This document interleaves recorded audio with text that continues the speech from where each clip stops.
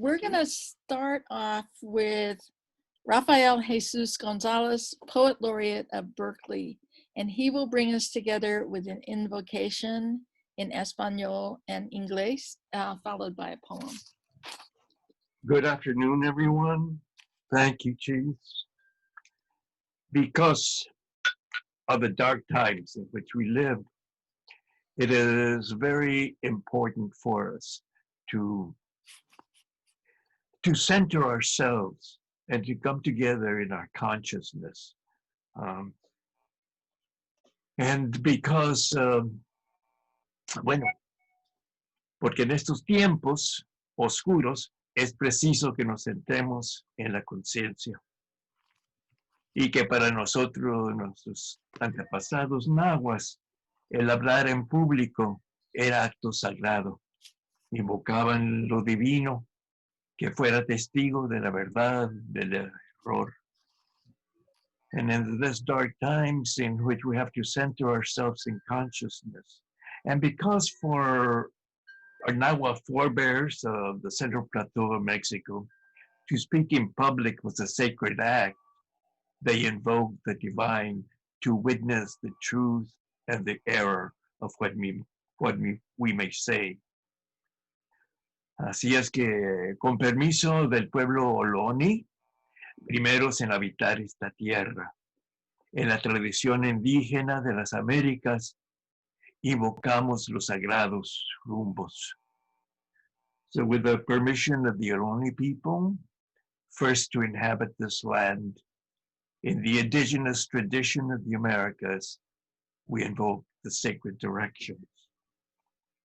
Invocamos el este, rumbo de la sabiduría, cuyo nahual es el águila.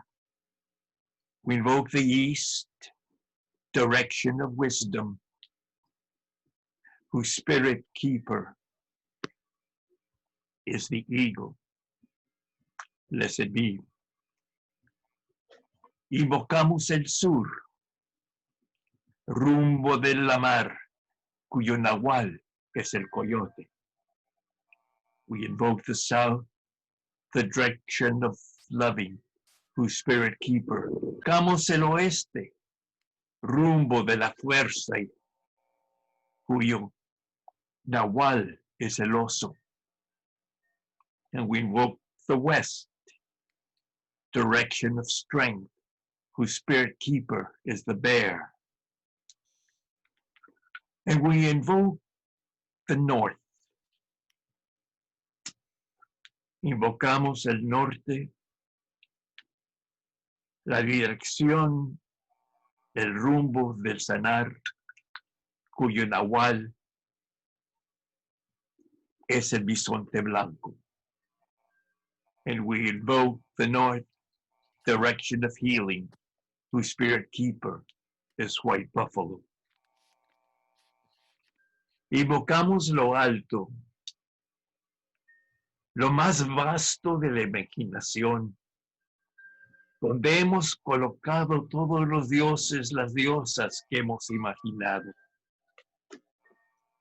We invoke the above, vaster than the imagination, which we have made the abode of the gods and goddesses we have imagined. And we invoke the below, y invocamos lo abajo, la madre tierra, de donde viene la vida. La madre tierra que hemos dañado con nuestra necedad. La madre tierra que nos sostiene y a quien ultimadamente vamos.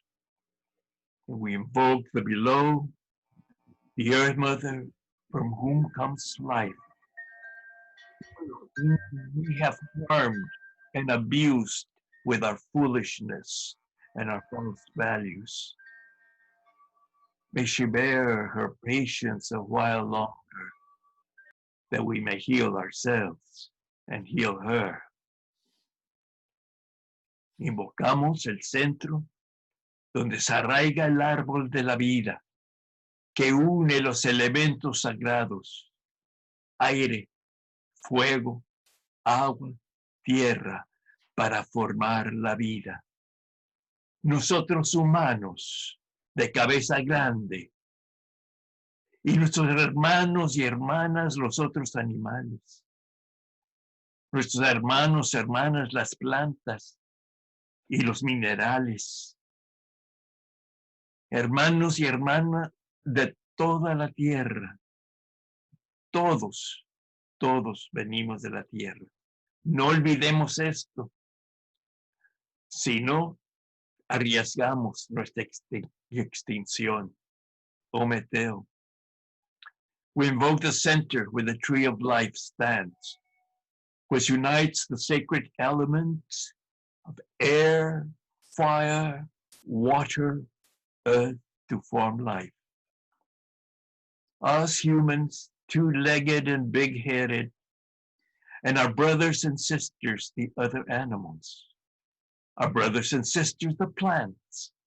Our brothers and sisters, the animals. This kinship, this brotherhood, sisterhood of all of us and our relations upon this earth, we must never, never forget nor blaspheme, else we court our own extinction. Blessed be. So having invoked the directions and centered ourselves, I share with you a poem written for this times. Virus coronado, caballo pálido, pálido jinete, de las alunaciones del trastornado Juan, galopa por las calles desiertas. Aislados en nuestras casas, espiamos por detrás de las persianas, temerosos de que aún el polvito de sol nos pueda contagiar. Acabados los besos y los abrazos, y aún el tomarnos de la mano. Corre la peste por el mundo entero. Derribará lo que sea preciso derribar y derribará mucho de lo que no, de lo que quede. Hagamos un mundo mejor. The crowned virus. Pale horse, pale rider, from the hallucinations of Mad John, gallop through the deserted streets. Sequestered in our houses, we peer from behind the shutters, fearful that even the sun motes could infect us. Gone are the kisses and the hugs, and even the shaking of hands. The plague runs through the world. It will destroy what needs to be destroyed, and will destroy much of what does not. From what will remain, let us make a better world. And that's our task, to make a better world that accords with the earth and her needs and her ability to sustain life. Blessed be. Thank you, Rafael. Next will be Kim Shuck. As long as we're invoking things, there's an old Aniuya story about when disease was invented, that we had, as humans, been bad to the animals, and they invented disease. And two of the plants did rituals for 4 days straight so that we could have cures for disease. And those two plants, as far as the Aniuya were concerned, were the pine tree and the sunflower. And it's worth thanking them. This is Quarantine Poem 24, unrelated to the pine tree and the sunflower. Write out your heart longhand, as if you were tying your ship to the dock in home port. Write out your concerns for those on the street, those they are gathering, for those targeted in this time of pandemic, as some group always is. Let the small joys expand. Let them heal you, because we need both empathy and care. Let us, in these hills, call one to another, one to another. Are you well? Stay well. You are loved. Thank you, Kim. Hi, Shri. Hi, thanks for having me. I just actually, when I signed up to join this, I didn't know what the weeks would hold, but I've been in, I'm actually in Navajo Nation right now, and I've been working. There's a surge here. So for those of you that don't know me, I'm a doctor at UCSF and was taking care of COVID patients in most of March, but it wasn't that busy in Navajo, in San Francisco. And, you know, we did a great job flattening the curve. And then we've been working in Navajo Nation for the last 5 years with a program called HEAL. So we work across Arizona and New Mexico and Navajo Nations, like this is 27,000 miles. And our partners just kept saying, we need nurses, we need critical care nurses, we need emergency room nurses. And so just advocated with UCSF, and they got on board, you know, to somewhat of a surprise, but it was, you know, they started learning about the health inequity here. And so I've been here for now, I think 11 or 12 days. And two of the things I'm doing, and partly I'm telling you this because I haven't written that much because it's been so busy. There's a surge here, and there's a lockdown in New Mexico, and there's a lockdown in Chinle, where I am in Arizona on the reservation. And so I've probably seen, so the first few days I was seeing patients in a motel. So there's 125 unsheltered patients that have been kind of quarantined in a motel. And, you know, we wear our PPE, and essentially every day there's probably a couple times we got to call emergency to like take them to the main hospital. And so we're trying to take care of them so they don't get any sicker, and then also keep them in a motel so that they're not infecting the community. And you know, it's this interesting, you know, you want to hear their stories, and all of these like the last two speakers, like every patient, every Navajo patient has this long arc of history, and you know, a lot of injustice and trauma, and you want to understand that. And at the same time, you know, you're on a balcony outside a motel, and your PPE is blowing in the wind, and you're trying not to infect that, because they're not all COVID positive in the motel, so not infect the next patient or infect yourselves. And so, and you're wearing like full PPE. So it's this balance of trying to learn and understand and open into somebody's life. And they're definitely isolated and lonely, and they're there like 24 hours a day, and you're trying to make sure you keep safe. And then the last 2 days I've been on the inpatient service, and then I'll get to my poem. Probably seen like easily more COVID patients in the last 2 days than I've ever saw in San Francisco. And a lot of this last week in Chinle, there was 4 generations of a family in the hospital: the great grandmother, the grandmother, the daughter, and the granddaughter. And it's really like this expansive definition of family and community, as well as obviously a lot of other things that put this community at risk. So this poem is it's about some of my time in the Bay working in the hospital, and it's called Going into the Hospital, COVID-19. When I walk out the door these days for a shift in the hospital, 2 small people cry at the door. my daughter and son, 4 and 1.5, tears big drops against their full brown cheeks. My first inclination is to dismiss their dramatic, "I will be back soon." They are on the other side of the door, and I am on the other, and they would much rather be on the same side of the door, rumpling through the leaves on the Oakland sidewalk, or taking a long walk around the neighborhood to visit a Japanese oak or a fennel bush, or a neighbor who might unexpectedly peek out their window. It is their immediate acknowledgement that they would rather be with their father, wherever he may be going, and whatever that might bring.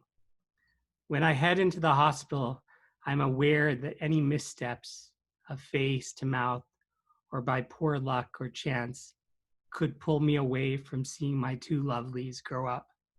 I can picture myself as one of my patients, trying to catch their breath like trying to catch a bus that's too far ahead, breathing like you've sprinted a mile and another mile, and your breath won't slow. The fear that creeps in. And isn't that how it's always been? Life as fragile as a leaf hanging on a tall tree, about to tumble to earth in autumn. And to be apart may be apart longer than anyone may have predicted. And to be apart now may cost us our lives. What I am learning from my 2 little ones, to give in to the jubilant joy of being with the ones we love, and mourning when they are not near. What could be more honest or more important, my loves? Thank you so much, Shri. I'm so glad you were able to join us. And I want to thank Faith Adiele for having introduced you to me in the first place. Thank you. Next is Raluca Ioanid. Thank you for being here and for organizing this, Shiz. It's really special to be all together in this time. As some of you know, I was a Bay Area healthcare provider in Fruitvale at La Clinica, and I have now moved to Asheville, North Carolina, and this is just a little something about how it's been here and what's been going on. And thank you to Shiz for getting me to write this stuff down. 6 weeks ago, fresh from a cross-country move, I leaped energetically into a new job and straight into the COVID-19 crisis, happy to be needed somewhere. Every workday, I get up at 6:30 a.m. and drive out to Hendersonville, a rural community 20 miles outside of my new home city of Asheville, North Carolina. I'm not in Oakland, California anymore, and there is so much to learn here about Southern Appalachian history and culture, about Southern manners and new diseases like Rocky Mountain spotted fever and the health challenges of migrant farm workers. At work, I meticulously change into clean scrubs, grab my N95 respirator mask and the homemade cloth mask that my friend Rachel made to wear over the respirator. When sick patients come, they wait in their cars in the clinic's parking lot. We screen them by phone or video call, and if they meet the stringent COVID-19 testing criteria, I don a paper gown, gloves, masks, plastic face shield, and go see them through their car windows. I hand patients a sheaf of papers, including the CDC home isolation guidelines and what to do if you get sicker. And then I poke a nasopharyngeal swab deep into their nostrils and send off the carefully labeled specimens. This no-touch approach to caring for patients feels invasive and distant at the same time, and runs counter to everything I know about being a good nurse and nurse practitioner. I have no answers or reassurances for patients. There is no treatment or cure I can offer. Sometimes, because the lab is so overwhelmed, COVID-19 tests take 7 to 10 days to get back. And we're asking everyone to wear masks and self-isolate until we know for sure that they're negative. At first, the threat of the pandemic seemed low, and the total cases in our county were low.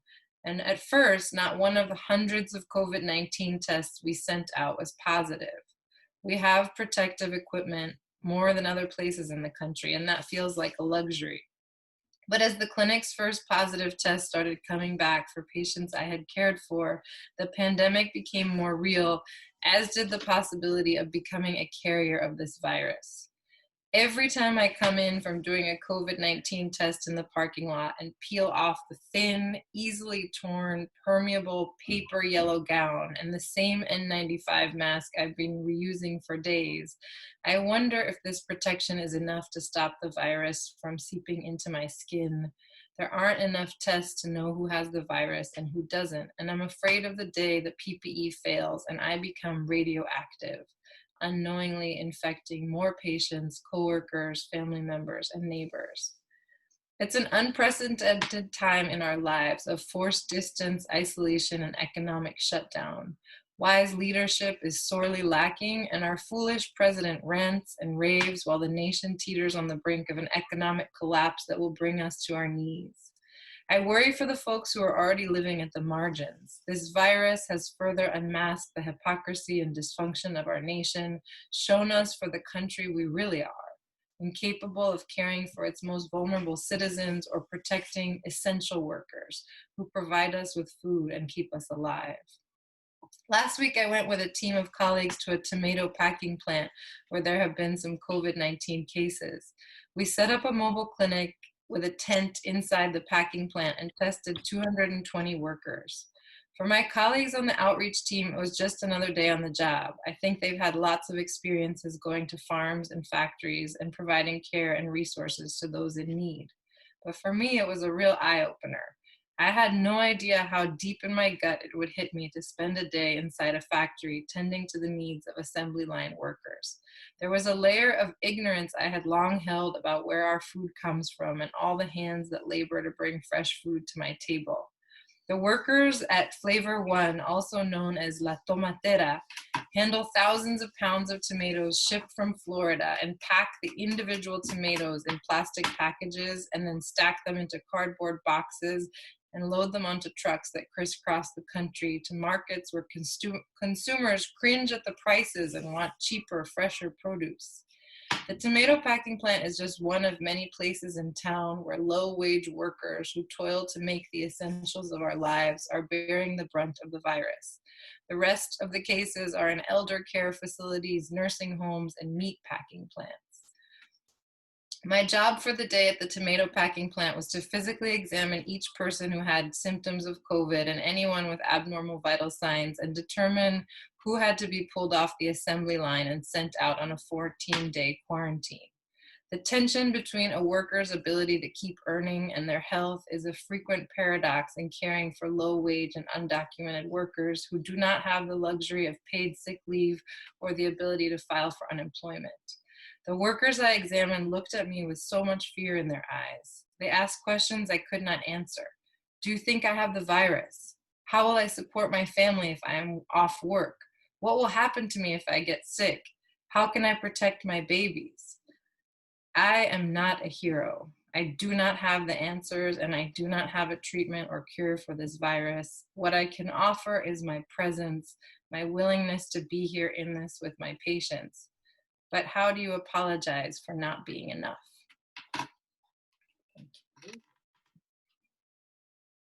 Thank you, Raluca. Thank you for taking the time to write this. Next up is Susana Praver-Perez. Hi, Raluca, it's good to see you. Raluca and I work together at La Clinica, and I'm still there. I'm missing Raluca. And Raluca, you'll see what the clinic's doing right now. Like Shri, I found it was very hard to write in the beginning of this. So much time went into preparing the clinic for the new environment. And not that we have so many cases. We don't really have that many cases. Like Shri said, we've done a very good job at flattening the curve, but it takes a lot of work just to try to keep people safe. And I didn't write for a while, and I was feeling really down, and someone pointed out to me that that was probably why. So this is about losing oneself in the work. And this is called Stuck in the Time of COVID. My muse must be in quarantine. She isn't on the corner where she often thumbs a ride. She's not among the wrinkled tarps where the homeless hide. The plaza's almost empty. Masked men scrub the concrete clean. Unmasked chauffeurs chat between daily ghost bus runs. Even the corner boys selling remedies to make the boredom hum are gone. And then there's me, wrapped in a lab coat, padded shoulders, making me look the superhero I'm supposed to be. But I don't feel super, just sober. Not hero, just over, just missing my muse. I breathe in scents of fractured verse, can't grab them with my latex fists. Shake shards of poems from folds of my mask, watch them melt in soapy hands. My refuge has been shelter.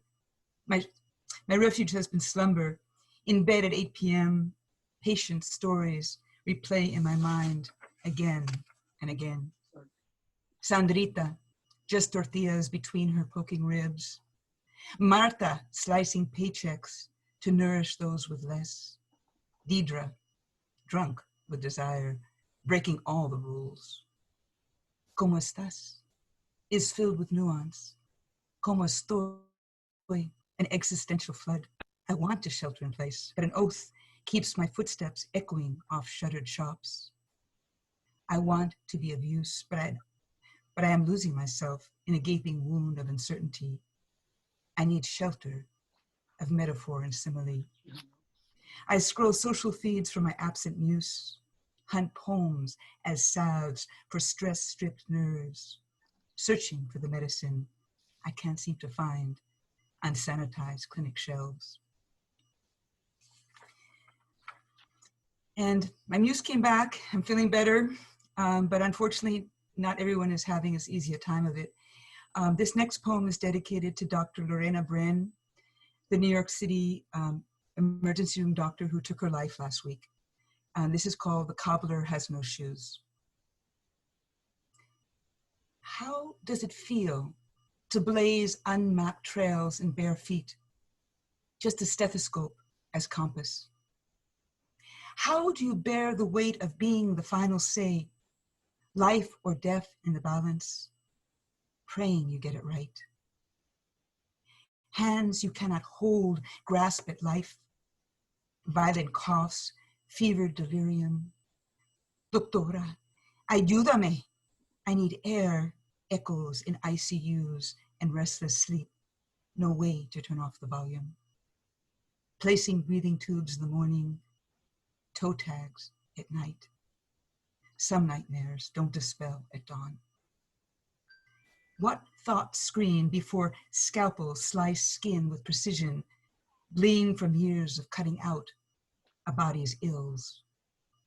What final thought before crimson flowed across white sheets? Who was there to hold and heal the healer? Who placed the toe tag on the doctor's unshod feet?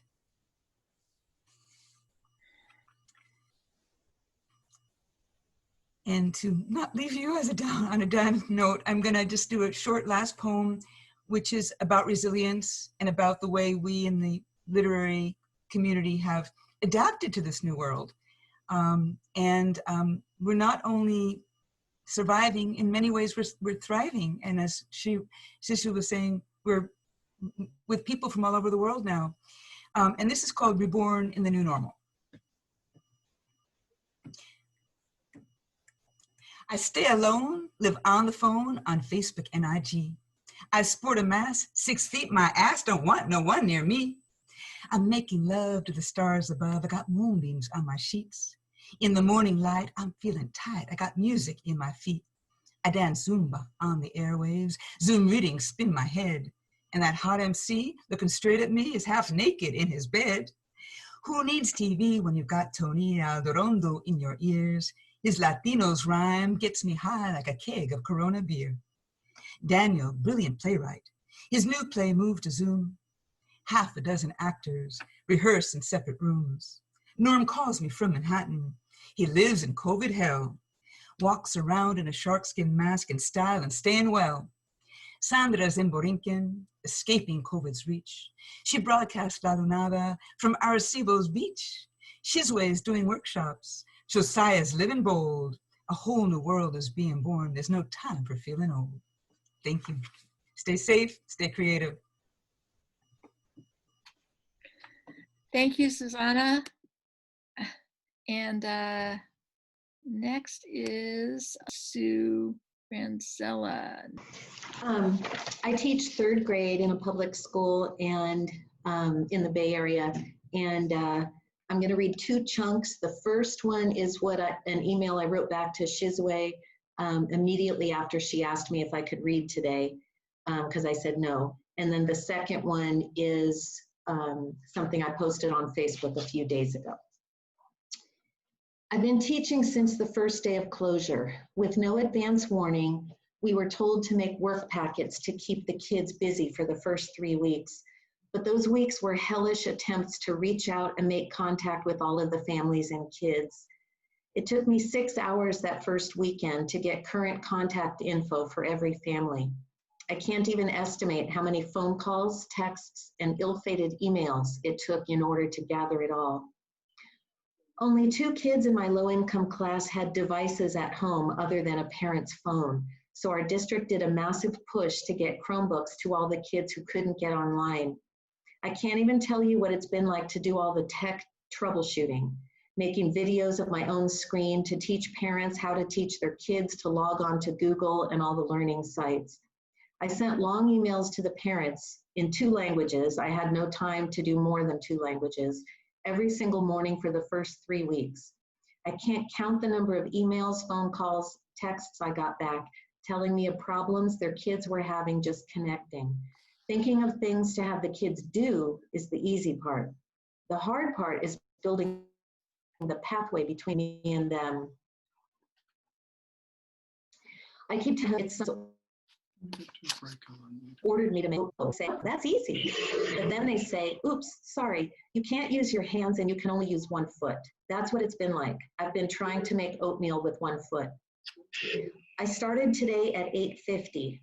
I stopped once to pee and I ate lunch in 20 minutes. Other than that, I haven't even stood up or checked my email. And I barely made a dent in my lengthy to-do list. I'm fighting tears of tension over the pressure to get so much done that I don't even know how to do. The learning curve is huge, and I keep seeing the faces of my students in front of me and reading the lonely words that they write to me on my Google Classroom page. It's hard to know that I'm working as hard as I can, and the results are so far below what they deserve, need, and want, but that's all I can do.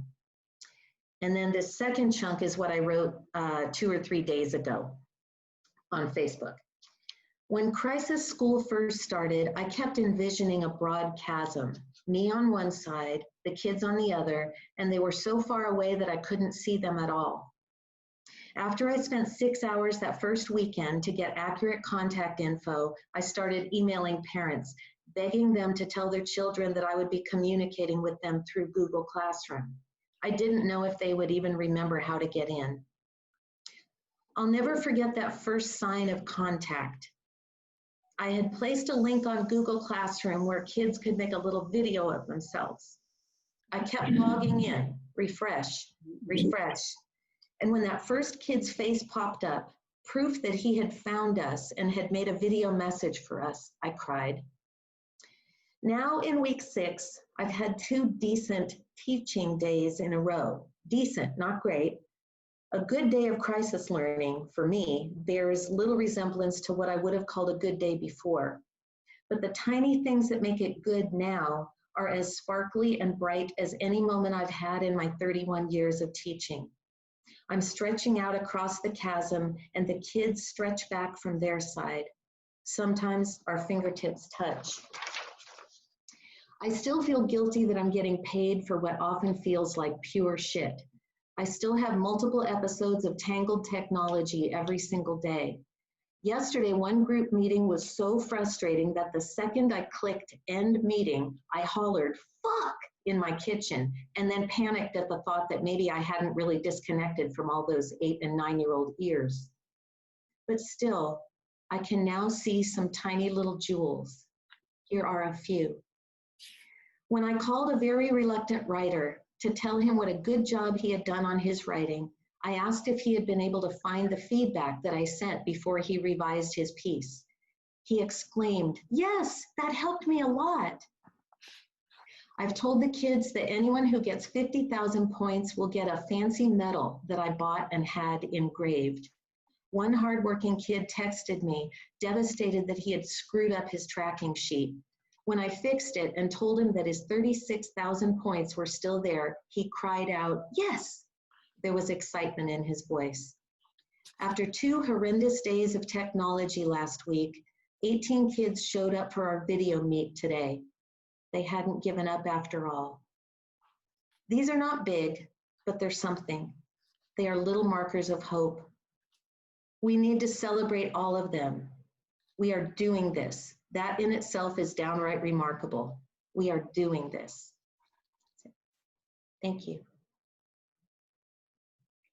Thank you so much, Sue, for making the time to come on. I think it was really important to hear from some of you who are working so hard. So thank you so much. So next up will be Nicole Henares, who is also a teacher. So I had prepared to read something, but things happen and change rapidly. So I'm going to type in a link here in the chat, and this is called Mass for All California, which is something that one of my students founded.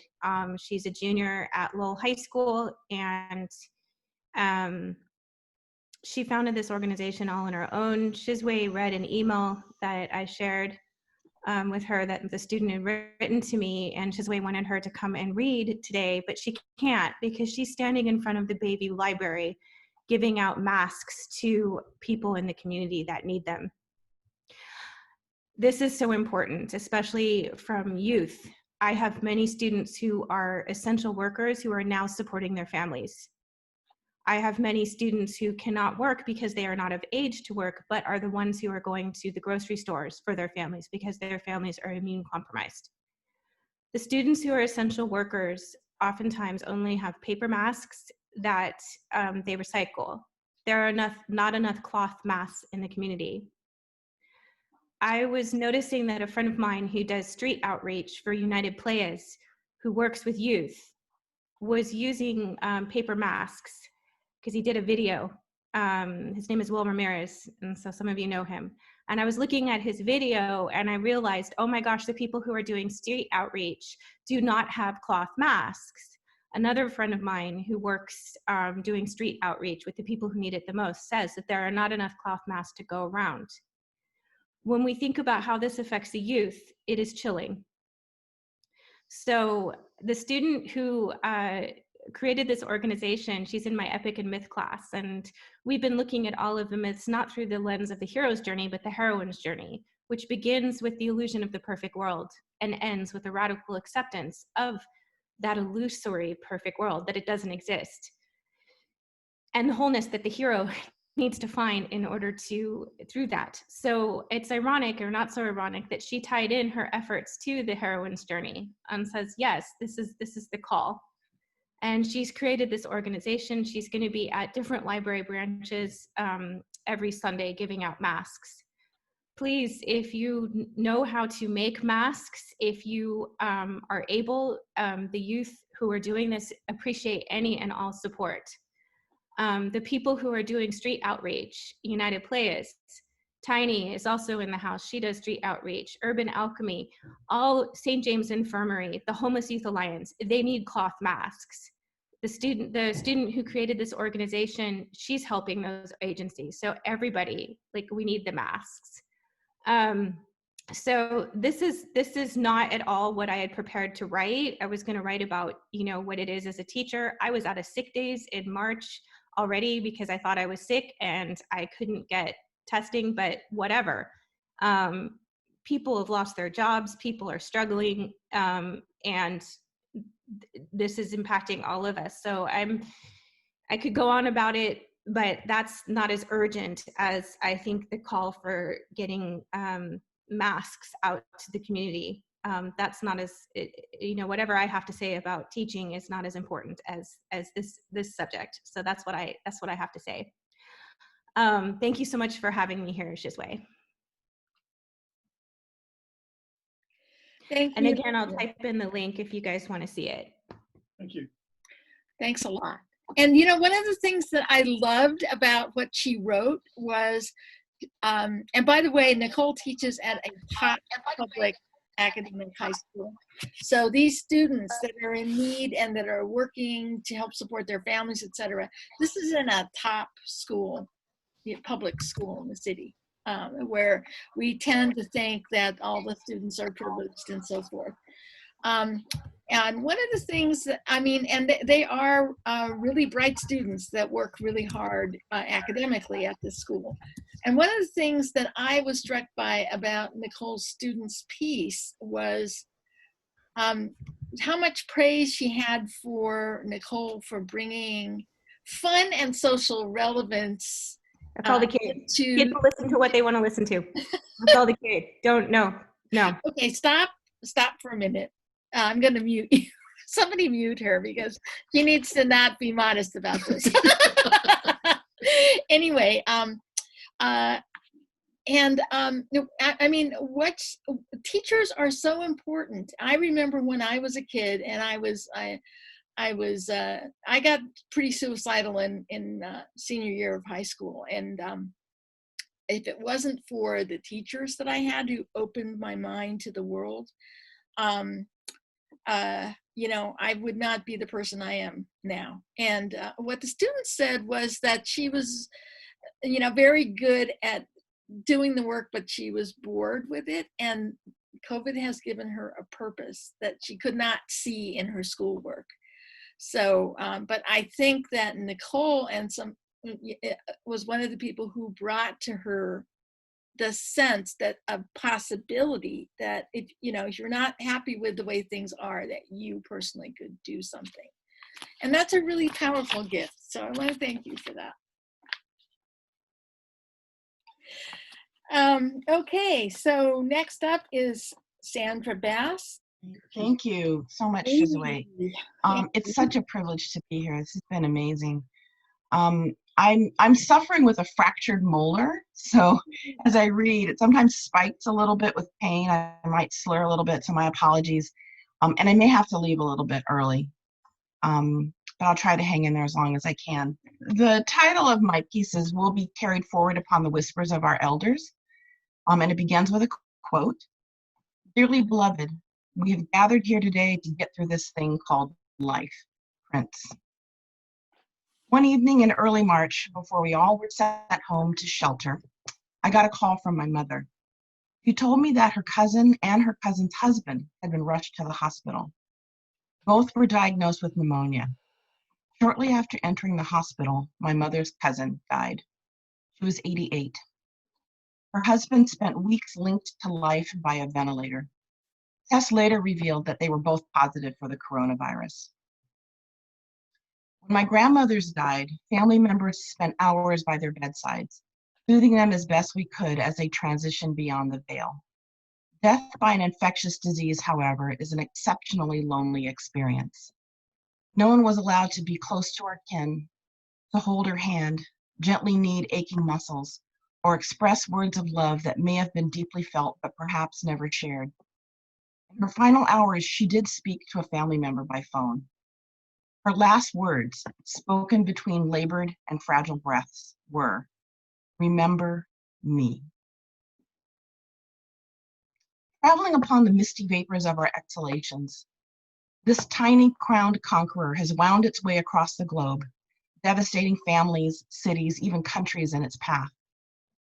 Along its journey, it unveiled truths about our current state that are breathtaking in both their beauty and brutality. The sounds of sheltered Italians singing together from their homes in the medieval town of Siena reminded us that our desire to connect transcends our ability to share physical space. And then there were the calls that came from pundits and elected politicians to sacrifice our elders on the altars of the American way of life. Lieutenant Governor Dan Patrick of Texas framed this fatal bargain as such. No one reached out to me as a senior citizen to ask, are you willing to take a chance on your survival in exchange for keeping the America that all Americans love for your children and grandchildren? And if that's the exchange, I'm all in. The lieutenant governor's notion that some lives are expendable to save our way of life, and his odd arrogance in thinking that he should have been consulted about whether millions should live or die, did not emerge anew during our present crisis. In fact, this callous logic, what veteran freedom fighter Ruby Sales has called empire consciousness, lies within the very foundations of the America Lieutenant Governor Patrick believes we are all so eager to preserve. Empire consciousness prizes domination for the chosen few above all else. It thrives by seeking to snuff out genuine human connection, our collective narratives, historical memory, and embodied spirituality, and to supplant these qualities with a social order that deifies the constructs of whiteness and wealth concentrated at the very top. The self-destructive and dehumanizing contradictions of empire consciousness are embedded in the very birthing of America. For was it not slave-owning patriot Patrick Henry who emphatically declared, "Give me liberty or give me death," even as he denied dozens of enslaved human beings their liberty? Like many politicians of his day and ours, Patrick Henry betrayed his deepest values to preserve the reigning economic order. Even though he was a vocal opponent of slavery for years after the Revolution, he did not free one single slave throughout his lifetime or even upon his death, as he could not fathom, he would say, the general inconvenience of living here without them. Despite all efforts to conveniently erase the humanity of enslaved Africans, however, the empire consciousness enterprise failed completely in this regard. While the unspoken aim of empire consciousness is to crush the souls of the oppressed and oppressors alike, the souls of Patrick Henry and his brethren are surely fractured by their choices. Enslaved Africans and their descendants were liberatory geniuses in finding a way out of no way, as the old adage goes. Across the span of centuries, they found a way to keep the internal fire of future liberation aflame, even when there was no evidence that freedom would ever come. The dream of freedom while suffering under the lash and the lust of slave owners requires a level of consciousness about your worth and the worth of your people that runs counter to everything empire consciousness holds dear. This consciousness rejects the notion that certain lives are expendable in order to preserve the general inconvenience of the privileged few. In defiance against the hopelessness systems of oppression cultivate to maintain command and control, those operating from this plane of consciousness understood that our liberation was not bound to a body or dependent upon the graces of a totalitarian power. Freed from the constraints of time, place, and corporeal reality, the potential for mountaintop consciousness, as Ruby Sales calls it, can be discovered within each individual spirit. It is activated when grounded in something larger than ourselves, gains strength when we gather together as fellow travelers, triumphs when we act collectively and courageously, and is carried through the ages upon the whispered wisdom of our elders. By bearing witness and sharing legacies, through their devotion and their admonitions, and even in the lessons learned from witnessing the travails of unmoored lives, our elders bring forth the wisdoms that have sustained us. And at their best, their lives stand as a testament to the evolution of our human journey and inspire future generations to grow beyond what even they could imagine.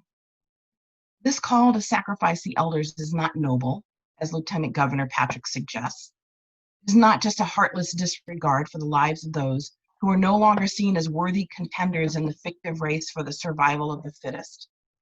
It is an age-old tactic that has been used throughout American history to hobble our future liberatory possibilities by attempting to destroy our kinship with the past. It failed then, and it will fail now, if we stand united against the destructive empire narrative and have the courage to birth something new. It is ironic that an illness that takes our lives by stealing our breaths also invites us to consider what needs to be breathed into life in our time.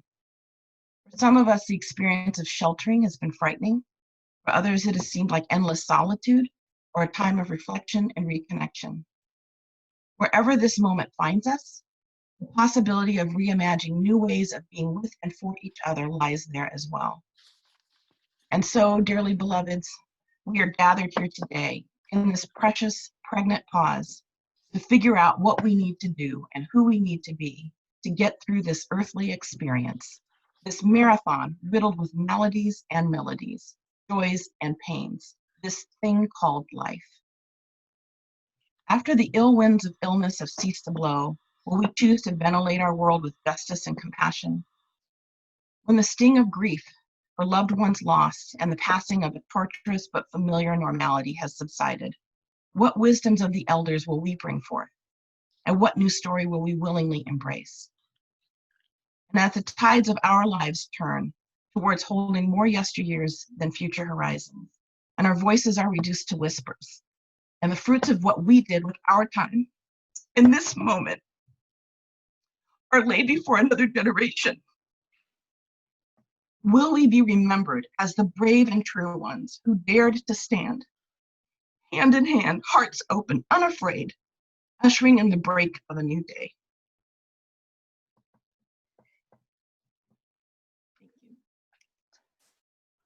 Thank you so much. I'm really glad you could make it.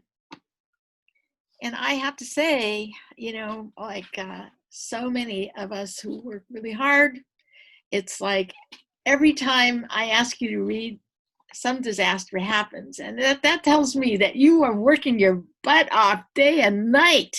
It's like, I thank you for your passion, but we want you to stick around for a long time. Stay well and healthy. Okay, so the next will be Lisa Tiny Gray-Garcia. I just want to say thank you, Sandra. Thank you, Nicole. Thank you, Shizue. And thank you for everybody.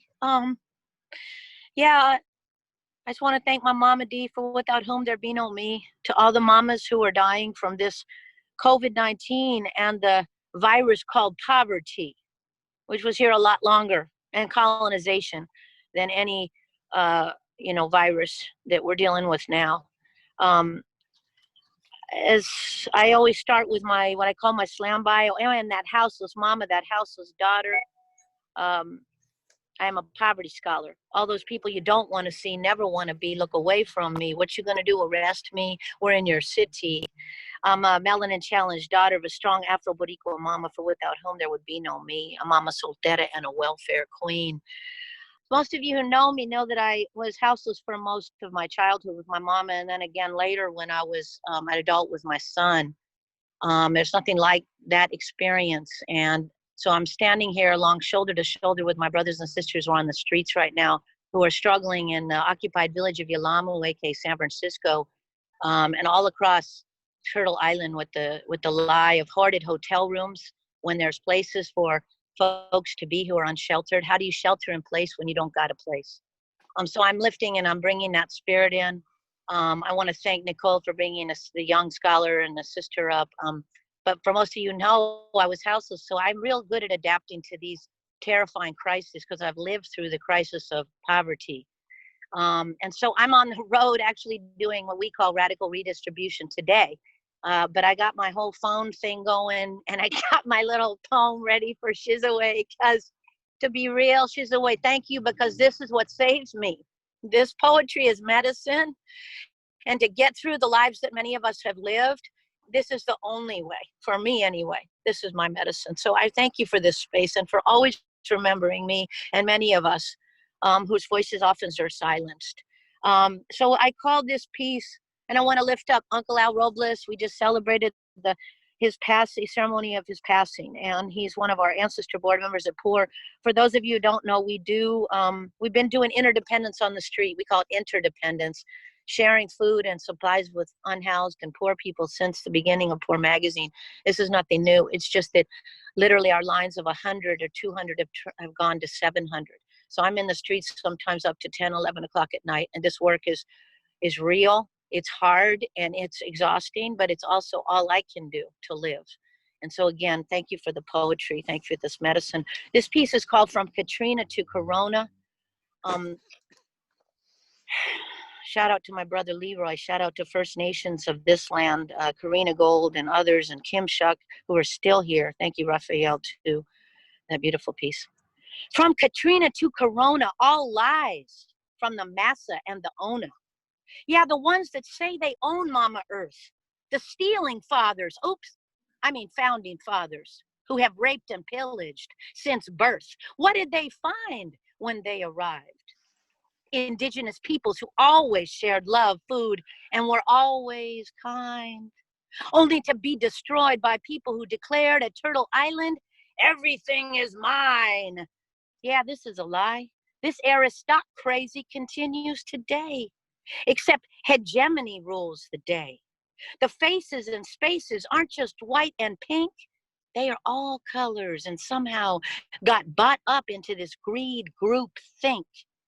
But now it's about the blood-stained dollar and its supposed power and the shadowy wealth-hoarding masses perpetrating out of the rich white tower. Family, these were never solutions. It's just more measles-filled blankets and Katrina superdomes and fracking extracting solutions and pollutions. In Katrina, po folks waited on rooftops for anyone, but racism and classism, genocide is real. Capitalist violence is real. Criminalizing and profiling every poor person it gets. From sit-lie laws and stop and frisk, this ish ain't new, it's just become more dangerous for us to rely on any government. Shelter beds, navigation centers, hoarded hotel rooms, it's time to liberate. The stolen money, the stolen land, the stolen water, take it all back. Can you relate? Listen to First Nations who are still here after 527 years. Stop buying and selling Mama Earth. Stop believing like it's breathing in the lie of rent and real as snakes. None of us are okay unless all of us rise up and say, F yo fake ass stolen land state. Stop the perpetrate of looking away. Let's all liberate. Ashe, aho, umateo. Love you, family. Poormagazine.org. You can support us. We always need help. Bye-bye. Thanks, Tiny. I don't have as much time as I would like to do my own writing because this damn organizing stuff, it's all the little pieces of it are pretty consuming. Well, a couple of things that I got out of the first 3 weeks was time to spend with my grandchildren.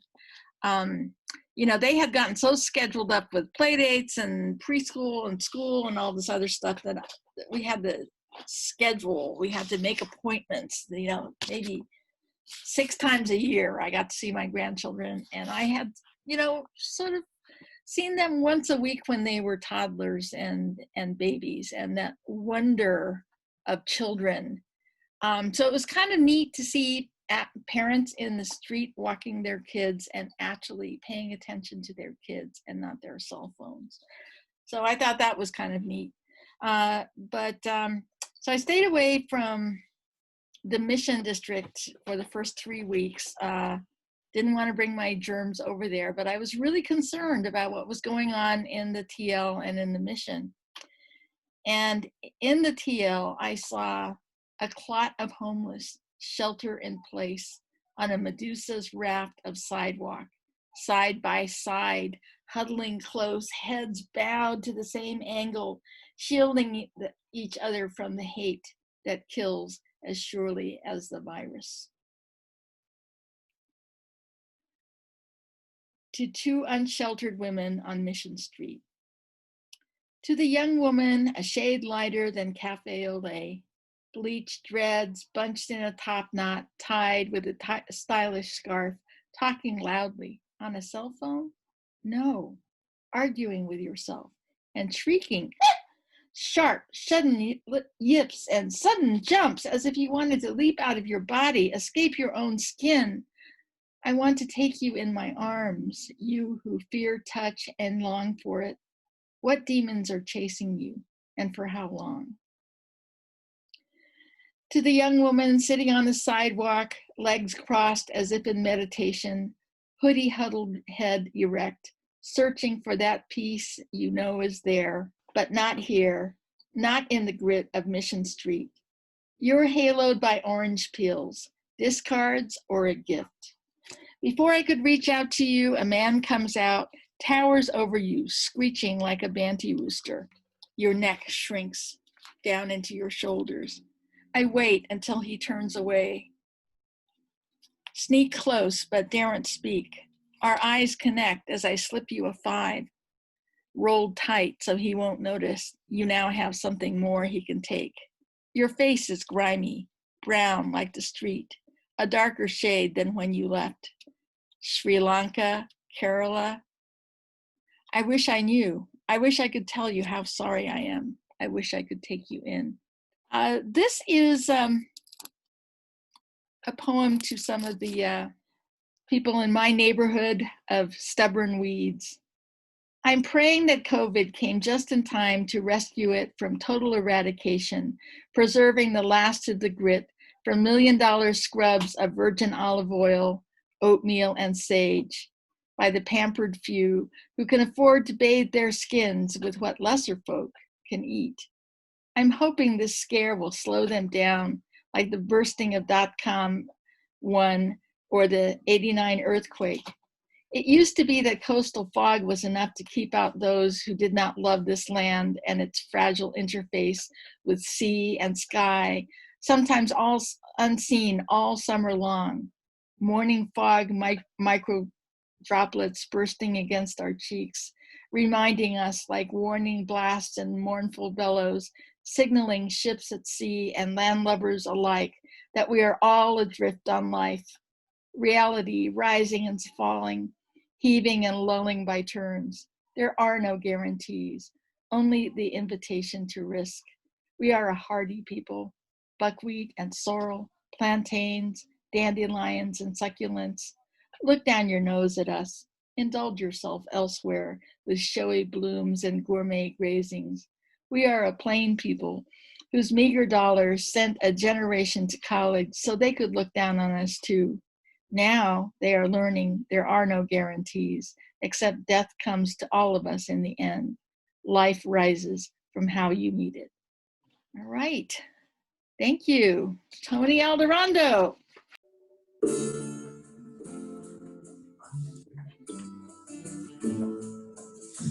I speak in lengua franca. Essential workers are my heroes. The art exhibition of the dead in my head of Picassos, Frida Kahlos, and Neros. I've got the spirits of dead poets in my head. When I close my eyes, I see them. Like last night, they sold out an open mic at the Oakland Coliseum. Miguel Piñero tocando lo cuero, Virito Mas reciting verses. Frida Kahlo pintando, Frida Kahlo on stage with her colores, her love disperses. With her colores, her love disperses. I've got James Brown and Prince living on the funky graveyard side of my mind, where the smell of funk is in the air and the music's not hard to find. Where James Brown and Prince don't give a damn that they're constantly on rewind, played over and over and over again until they blow my mind, until they blow my mind. I want what I cannot have nor cannot see. I want the world and eternity. I want to run wild and be free. Don't want no one bothering me. I want a ticket on a JetBlue plane. Want to break up without feeling pain. And want every man, woman, and child suffering from a mental health illness to please stop being called insane. I want to know how homelessness could exist in a rich-ass city like this, where most people live every day like it's a second Christmas. I want back my old neighborhood. I want back my youth. I want to be angry, and that's the truth. I want some justice. I want no lies. I want no funerals. I want no cries. I want all men to experience the blind. I want them to see that beauty's in the mind. I want back the memory the police beat out of me Saturday, August 14th of 1993. I want back that memory. I want back that knowledge. They beat me so bad, I had to drop out of college. I want to know who, what, where, why, and when the hood life begins and the good life. When the good life begins and the hood life ends, I want to know. This next one's called Palo Santo, the sacred tree. The Palo Santo tree is found in Ecuador and is the only tree in the world that dies to give life. And as it burns, it nourishes us with an aromatic treasure that provides healing energy for the mind, body, and spirit.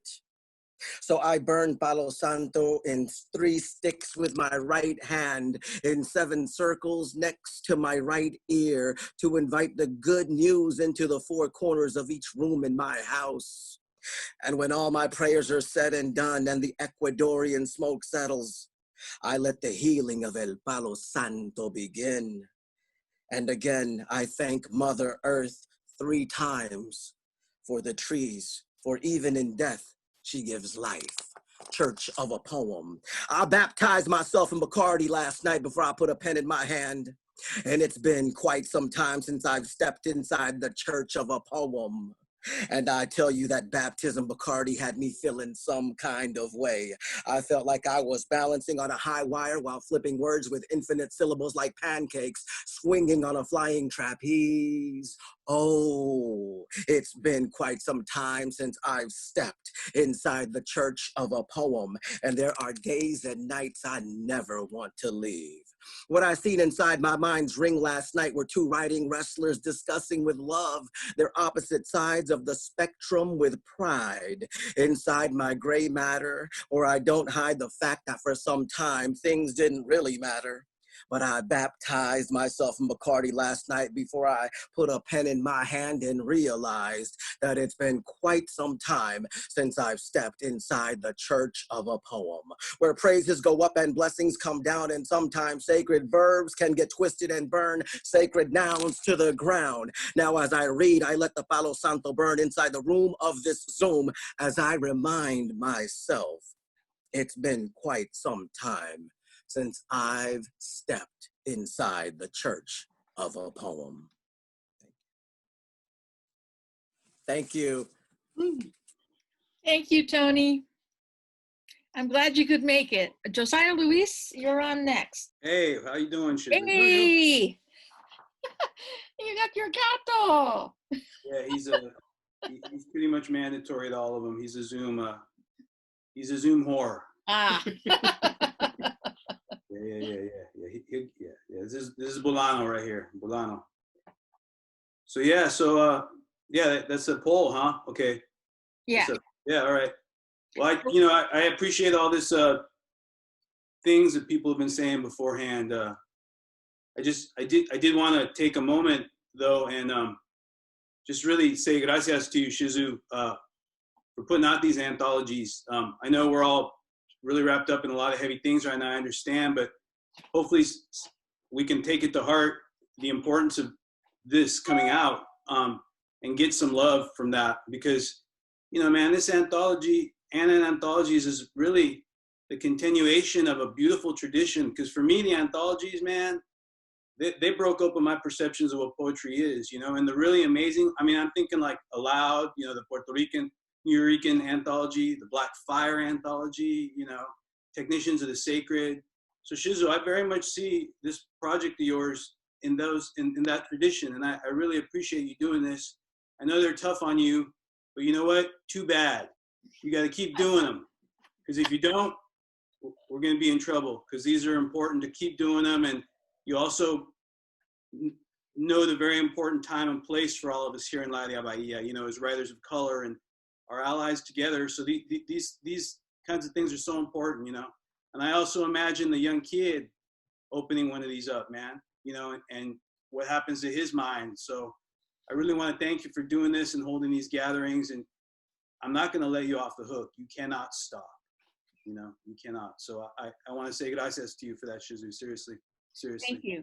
So I need your help Josiah Luis. No, I'm not going to help you. No, it's all you. You personally, you need to spread the word. We need allies. You know, we all know people out there that are making money and are working jobs that they may not find particularly fulfilling, but they do it anyway because they got to pay the rent, they got to feed the kids, and there's maybe a little bit of good work that's being done along with the bureaucratic or corporate bullshit.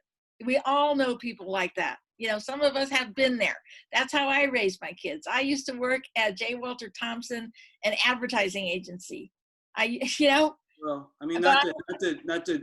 Yeah. So, but people trying to, but I'm actually more of the mind that we don't need those people. We could do it ourselves. We do. We need those people to support our work.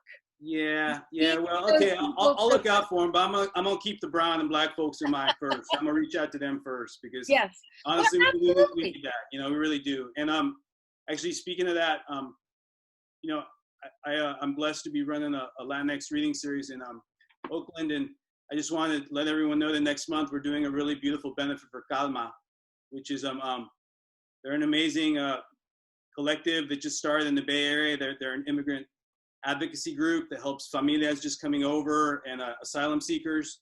So we're doing a benefit for them that I'm hoping you can all attend. It's on the 21st of May. It's going to be a Zoom event. Maybe we'll get a couple millionaires in there, Shizue. We can grab them. But it's going to be very, very special because we have Ingrid Rosas Contreras, Colombian Chingona writer of Fruit of a Drunken Tree, is going to be there, as well as Joseph Rios, the amazing poet who published Shadowboxing last year that won the For Columbus Foundation Book Award. So, por favorcito, come and support Calma. They're amazing. They do outreach to familias. They provide meals for our day labor hermanos and hermanas out there. You know, they distribute masks as well. They do all kinds of beautiful things. So that's the 21st of this month at Speaking at Xolotl. So please, all of y'all, show up, support. We could do this together. We could do this together. Yeah. Put it in the chat too. I will, Tony. Yes. Yeah. Put it in the chat. Anybody who has things that they want to share, put it in the chat, and we'll send it out later. Yeah. So, Josiah Luis, do you have a poem for us? Yeah, I should do a poem, hon. All right. Here we go. This is, without a doubt, dedicated to mi gente, okay? This is going out to you with a lot of love. This is my mantra. This is what keeps me connected right now. So, para all of you. ¿Qué somos, mi gente? ¿Qué somos? Pues somos starlight that was forgotten in the glove box of Xochipilli's yellow El Camino. Somos nopales espinas that pricked our tata abuela's sueños of living here in los United States. Somos scared childhood momentos that are tattooed on El Pupui's left arm. Somos huesos en el cielo being gnawed on a jaguar right now. Que somos, mi gente? Somos a conejo-shaped wound that you can see quite clearly on Cuyushuacui when the moon is full. Somos the candelas still lit on the ofrendas back in our old neighborhood. Somos the smell of burnt tortillas. Somos a bowl of beans that have been soaking in agua since the beginning of this Quinto Sol. Somos the broken taillights of a .com conquistador's car as he drives over shell mounds on his way to the next century's chingadera. ¿Qué somos, mi gente? ¿Qué somos? Pues somos the first drops of divina sangre shed by Huitzliopochtli in defense of his mama. Somos the ruins of our idols, of our gods, still buried underneath the dirt in Teotihuacan. Somos a white cowboy hat on a Tigres del Norte album cover. Somos the severed parts of our own goddesses. Somos gods who leave their own body parts behind to help create time. Que somos, mi gente? Pues somos the taste of nopal syrup and amaranth cakes that the conquistadors mistook for the taste of flesh and blood. Somos a pile of huesos left out in la frontera that no one's ever going to find. Somos brown-skinned children in American cages left to die. ¿Qué somos, mi gente? Pues somos the wrinkles of our abuelita's skin. Somos the flayed skin of Shepitoltec. Somos a 500-year-old joyride in a demigod, blue-eyed God stolen Ranfla with the bones of the 1,000 conquistadors who we killed on La Noche Triste in the trunk, man. Somos our own mistranslations. Somos our own misinterpretations. Somos our own migrations. ¿Qué somos, mi gente? Somos our own milagros. Somos our own balazos. Somos mariposas de humo that disappears. They flutter across that pinche border. Somos constellations that you can only see if you hold the sky up to a smoking mirror. Somos cempasúchils, watered with agua that comes from ni de aquí ni de allá. ¿Qué somos, mi gente? ¿Qué somos?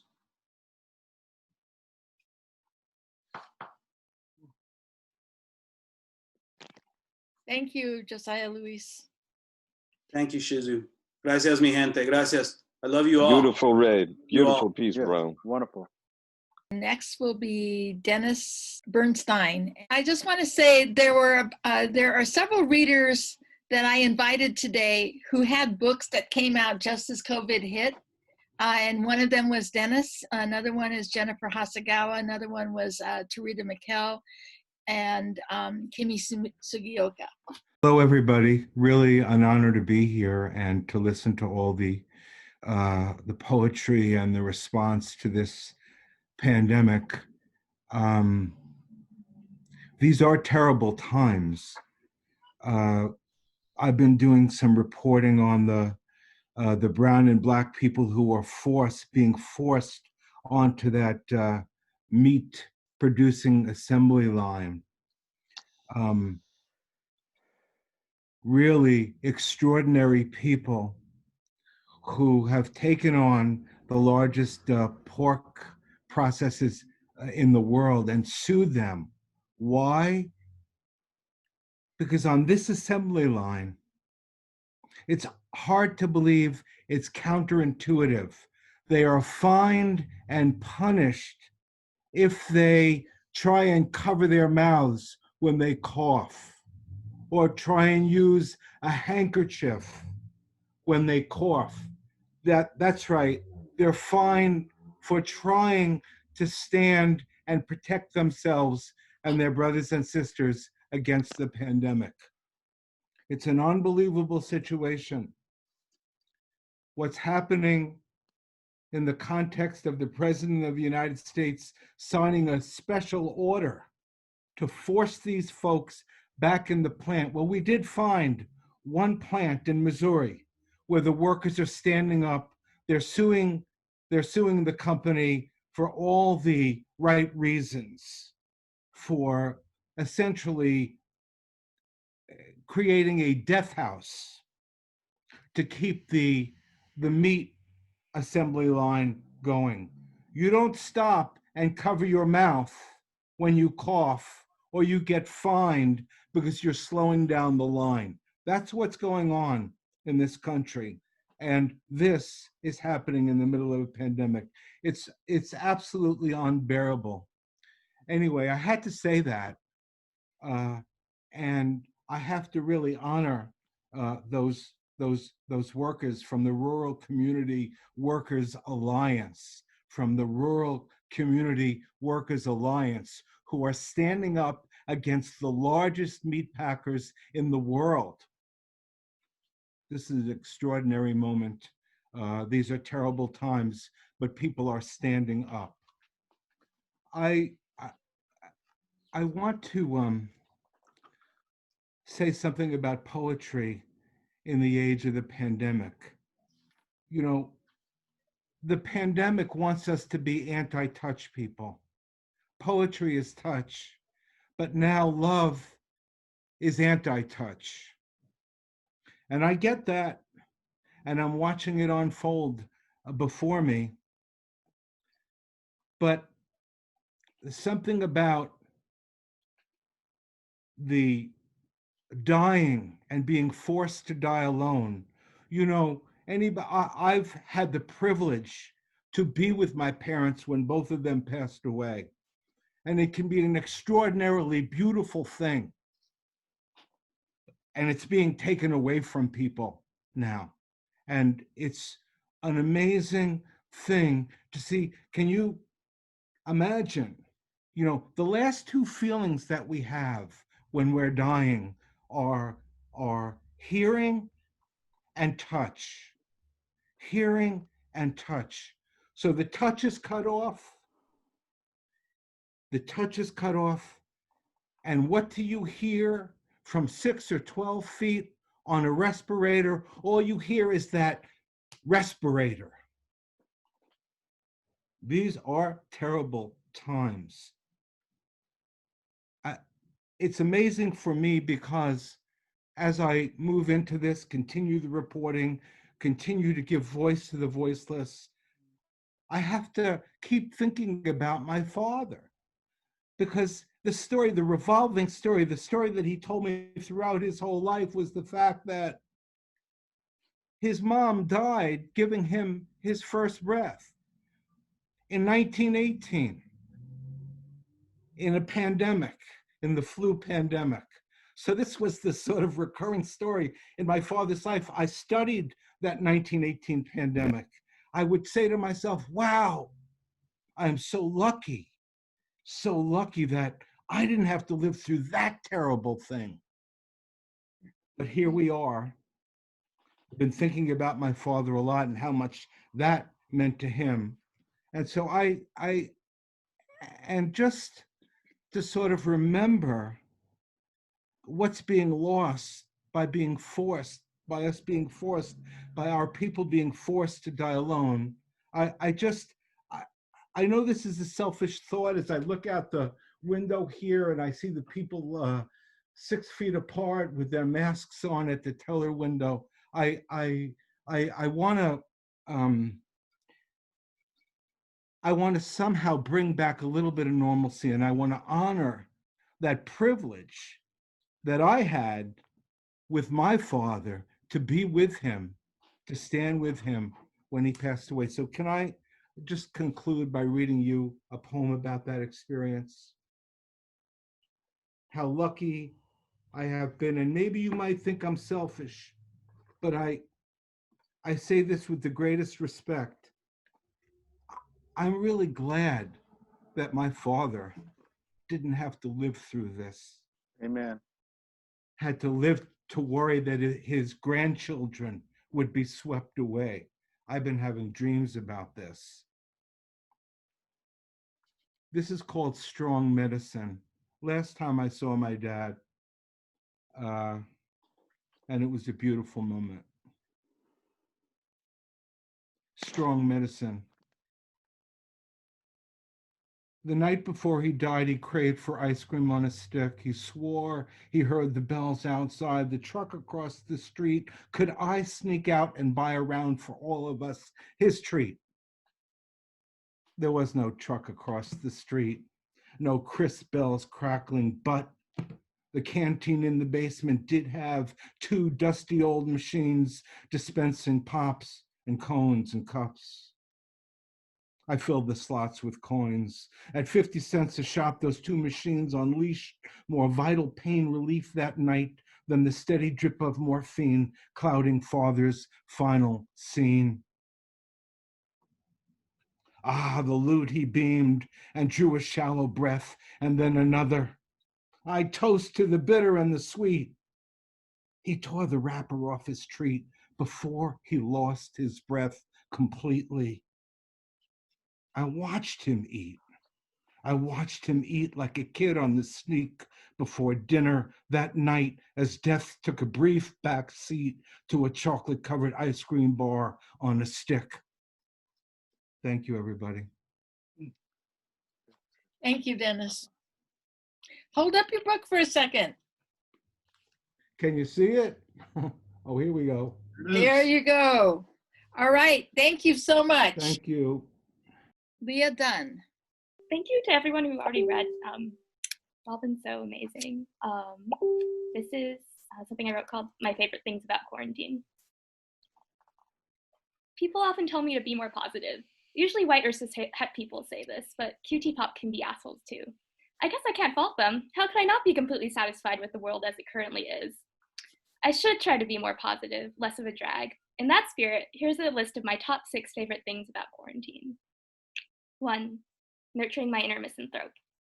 Is it bad to say I don't mind not seeing anyone besides my grandma and my aunt? Bars in the Bay are so expensive, but now it's acceptable to drink plum wine on your bedroom floor while binge watching Love is Blind. Most of all, I love crossing the street when I see people approaching me. I've always wanted an excuse to yell, "Keep your distance," at white people jogging.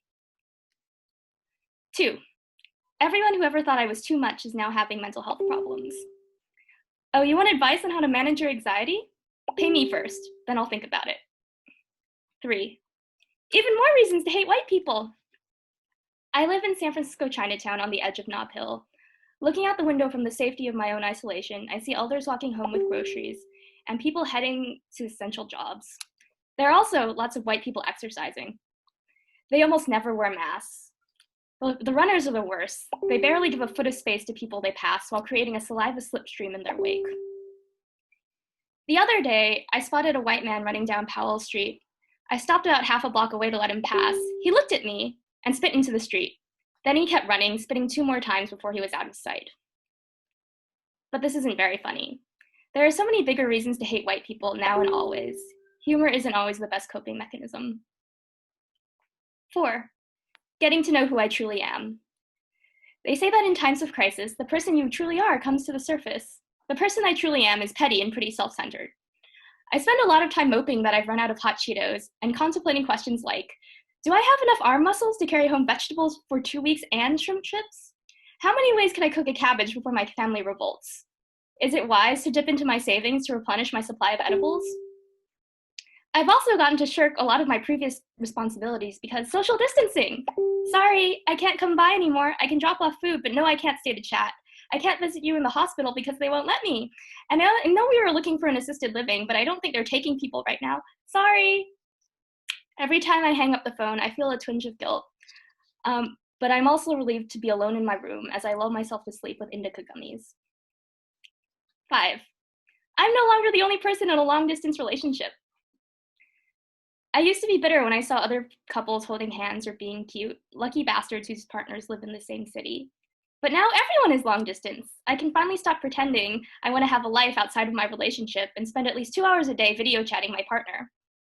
I might as well embrace being a total queer stereotype, LDR, and social distance U-hauling. Sometimes in the middle of talking about my feelings, I'll say to my partner, sorry, this is kind of sad. I should tell you something funny. They say, what? No, you don't have to be funny. That's not your job. 6, yelling at my family to stay home. I've always been that child drowning in filial piety. Since the shelter-in-place started, I've yelled at my family members more than I have in my entire life. Where did this box of chow my phone come from? No, ice cream is not an essential item. My grandma now calls me the boss, and whenever my aunt goes for a walk, she says, I'm just getting some air. Don't start with me. I like anger. Like humor, it buoys me. So much easier to say, where do you think you're going, than I'm scared of what might happen to you. I love you. I love you so fucking much. Thank you, Leah. So one of the challenges for me has been to try to get more Asian Americans to speak up. And I find a lot of people complain that they're invisible, but when I ask to take their picture, they go, oh no, not me. And when I ask them to write their stories, which they're sometimes willing to tell me, they don't want to do it. So anyway, thank you, Leah, for having the courage to to write about what's real for you. Thank you. Tango Eisen-Martin, Hey, thank you for being here. good to be here. Good to see everybody and all the loved ones. Capitalists dropped 10 tons of barbed wire on my Tuesday shift. We shot back at their chimpanzee pilot for the sport. The contractor has already smoked 3 cigars only 1 hour into my court appearance shift. Supervisor likes the smell, says it reminds him of when he ran the streets, and all I remember is we shot back. A gated puppet dances alone. Bars and jigs says I'm the happy one of Legion. Meanwhile, kids commit childhood behind his wooden plaster joints. Wire dodgers under this silly puppet. A silly puppet dancing for white heaven. Like weapon is a jacket and precinct holds Friday hostage. We go through a fossil jaw and see a judge. The tunnel at the end of the light. I sleep until I'm woke by dry cereal and surrender. This holding cell only needs a giant panhandler's palm to shake us coin men around. I'm breaking my fingers for my sister's bill collectors. Garage casket open. I mean all third world parallels kill openly. Breaking my lungs for my sister's rent. I'm a sculptor of construction dust. I miss cigarettes by mid-morning. I miss Hennessy by sundown. I miss murder by inches. $5 bills cherish my days outside, always behind. There's no concentration in this courtroom. Just a bunch of B+ students living out their nightmares. How do I plead with a straight face? 2 blocks up is a reoccurring cliff, along with slavers' paraphernalia, along with the ordinary panhandler, along with ethnic parade history, along with the ethnic parade, along with 13th graders. Yeah, let's talk about the fact that 4 dead children later, I still don't have a problem beating you up in front of everybody. Let's talk about the fact that money is death. Down in my last $5 is what I call this shoe. 10 o'clock political education is what I call this dream. I got the job is what I call this blues. 2 days later is what I call the cliff. I talk facing away from the dead. They replaced me with the change in my pockets. You know, a penny that's yet to be invented. They say you have to know how to cut a throat on the way to cutting a throat. After sleeping on a mattress made from 2 garbage bags of clothes, I became content with the small gestures of plantation fires. I mean, playing with couch ashes, I realized how weird the universe was. It exists in so many places, so many random things. It interrupts me while I'm trying to dream. Like your clay correspondence, Lord. To be transparent, I have 20 books next to a bullet like an old man giving advice at the beginning of a revolution. I've really done it, Lord. Explored the mumbles of my mind. Explored what's naturally there, and I found no brainwashing. I found Africa, Lord. I have a future. It takes place in the diasporic South. I have morning possessions, modern militancy. I mean windows to the South. I'll walk on a missile for food. I guess you will not want flowers for a few years, Lord. Will I be tied face to face with the country I murdered? Merge with us, Lord. Our old metal versus new metal.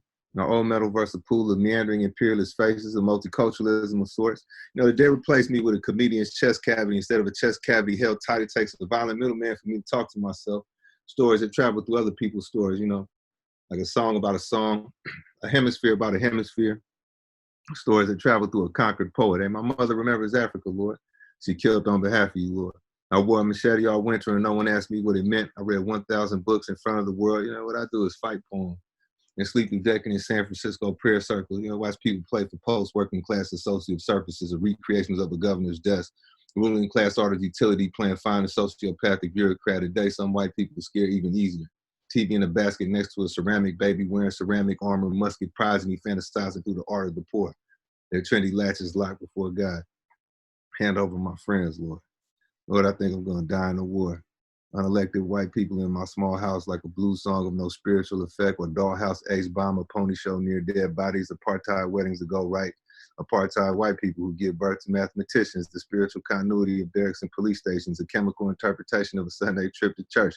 Church smells in their pockets, a river mistaken for a talking river. No autobiography outside of small personal victories of violence and drug use, made in the image of God's trinkets, what white abolitionists confided in their children about.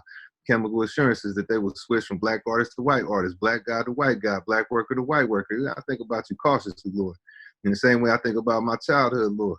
Foxhole Friday nights, most of life is mute. A comedian points out a planter's field to a priest. King Sugar Cane, King Cotton, King Revolutionary, the Bottle Essential, containing all modes of shallow introduction, introducing an unlisted planter class, speaking about fevers and balance sheets and reassuring the masses that we can figure out our fathers later. A priest took my mother lightly, Lord. Stood in front of parishioners, re-raveling fantasies about black art, priest reading confidently before I broke him and broke his parallel. You know, after the day, I've never been a poet before. A little brother watches his big brother's friends. They lean rifles on shelter walls. They agree with me and call it literature. It's a simple matter, this revolution thing. To really lie to no one, to keep nothing godlike, to write a poem for God. I go to the railroad tracks and follow them to the station of my enemies. A cobalt-toothed man pitches pennies at my mugshot negative all over the United States. There are toddlers in the rock. Man, I see why everyone out here got in the big cosmic basket and why blood agreements mean a lot and why I get shot back at. I understand the psycho-spiritual refusal to write white history or take the glass freeway. White skin tattooed on my right forearm. Ricochet sewage near where I collapsed into a rat-infested manhood. My new existence is living graffiti in the kitchen with a lot of gun cylinders to hack up. House of God in part, no cops in part. My body brings down to Christmas. The new bullets pray over blankets made from old bullets. Pray over the 28th hours next beauty mark, extrajudicial Confederate statue restoration, the waistband before the next protest post. By the way, time is not an illusion, Your Honor. I will save your deaths for last. You are witty, Your Honor. You're moving money again, Your Honor. Yeah, it's only raining one thing. Non-white cops and prison guard shadows reminded me of spoiled milk floating on an oil spill. The neighborhood making a lot of fuss over its demise. A new lake for a Black Panther party. Malcolm X's ballroom jacket slung over my son's shoulder. The figment of village, a new noose to a new white preacher, all in an abstract painting of a president. A boss slaver some time, didn't it? The tantric screeches of military bolts and election Tuesday cars, a cold-blooded study in leg irons, and the leg irons inside of a tornado shelter, leg irons inside of your body, proof that some white people have actually fondled nuisance. That sundown couples made their vows of love over opaque piece plastic and boat action audiences. The Medgar Evers second is definitely my favorite law of science. Fondled news clippings and primitive Methodists, my arm changes imperialism. Simple policing versus structural frenzies, elementary school script versus even wider white spectrums, artless bleeding and the challenge of watching civilians think of terrible rituals they have around the corner. They let their elders beg for public mercy. I'm going to go ahead and sharpen these kids' heads in the arrows myself and see how much, gravy spills out of family crafts, modern fans of war. What would they, t-shirt poems, the t-shirt guilt, and me having on the cheapest pair of shoes on a bus? I have no choice but to read the city walls for signs of my life. The end. Thank you, Tango.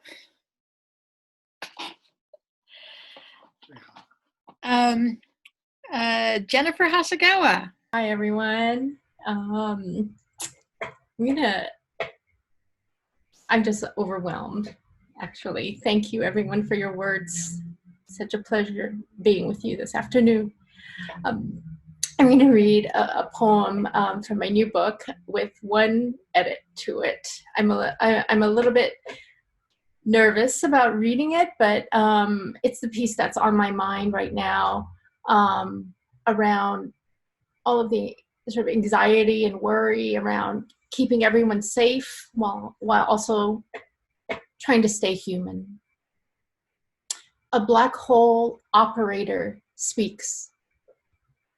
Yes, there had been salmonella, but this dining room was my place to write. Sure, it was fast food that resembled nothing of its declared origins, but whatever does.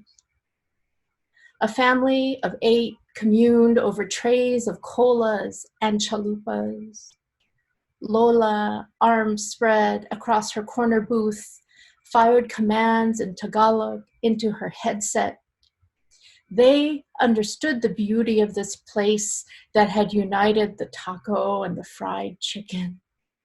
The colonel stared out of a frame on the wall. All at once, he looked black, white, Chicano, Asian, and everyone better together. Brown lumps under heat lamps. Is it chicken, corn, wood? On my tray, is it taco, pie, purse? I got a token for the bathroom. A fly occupied the space with me. I flushed and felt something on the handle. I blasted my hand with hot water. I pumped soap. I had another human shit on my finger, and I started to hallucinate. Toxic shock appeared as a white stallion, stomping its front hoof, imploring me to jump on. Dysentery was Madonna, wanting, needing, waiting for me to justify her love. Then the Rona showed up and took me back to the afternoon in a remote bathroom at work where I found a woman at a sink washing her hands encased in thick clouds of suds, like boxing gloves. She was young with red hair and a long string of pearls. She didn't look up, she didn't stop. She was washing for the end, widening that gap between herself and the final processing of what cannot be absolved, of what cannot be absorbed. Back at my table, my finger bloated and red, the ringing in my ears shook the crumbs across the table. 80 degrees with a dusting of wheat, dander, water, cellulose, and light. Tiny world rose up all around me, microbes and their fine net that ensnares all.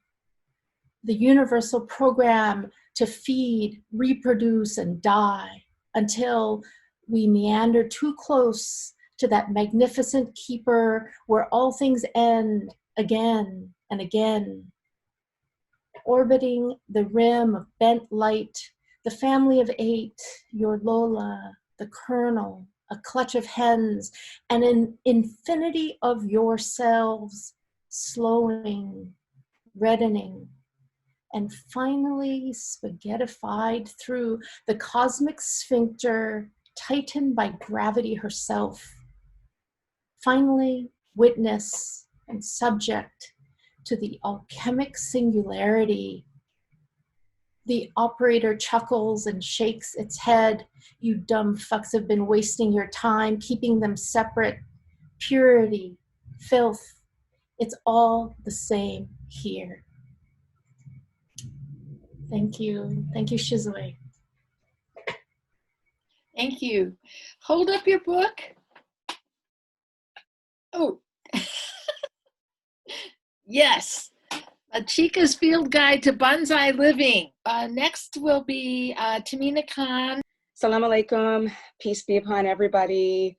Ramadan Mubarak to all my Muslim siblings out there.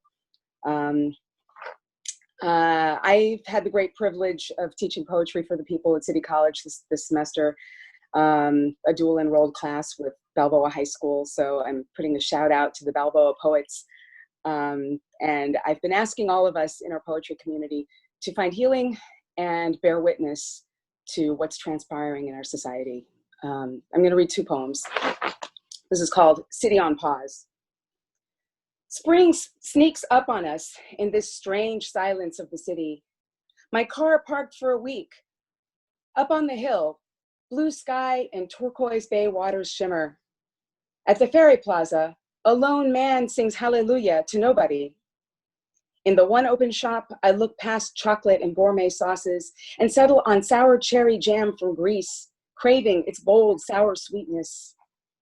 Hand-drawn signs in windows all across the city. Stay safe, San Francisco. We love you. Thank you, healthcare workers. A globe drawn in the shape of a heart. The word faith written under the image of La Virgen. Human ruckus on pause. The raccoons run up on my roof, screeching. A shy coyote walks down my street, away from her hillside home. Do the sea lions at Pier 39 wonder where we've gone? Are the seagulls searching out scarce scraps of junk food?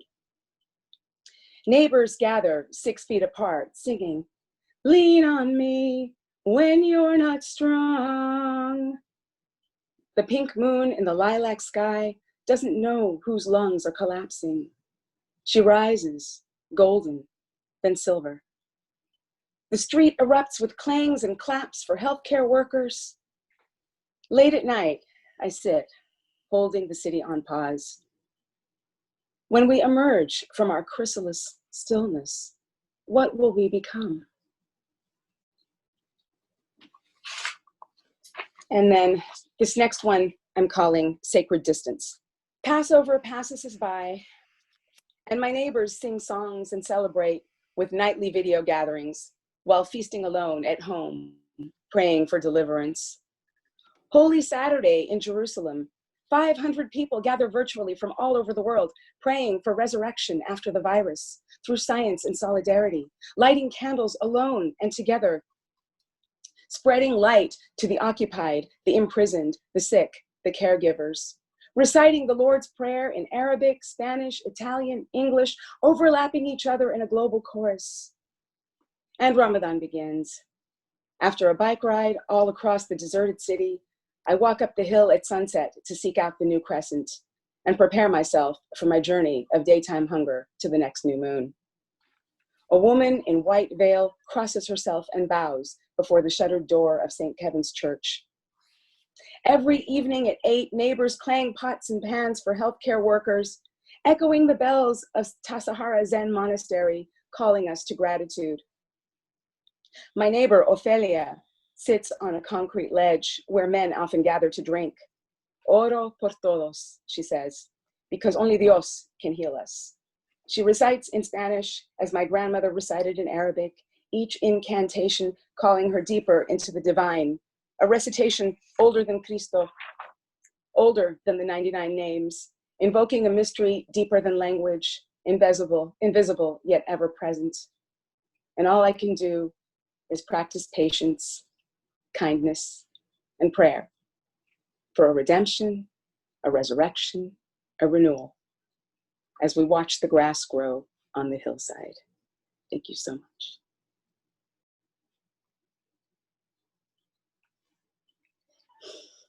Thank you. Next up are Robert Kikuchi-Yngojo and Nancy Yuan, best known as Ethnotech. Here we go. Are we unmuted?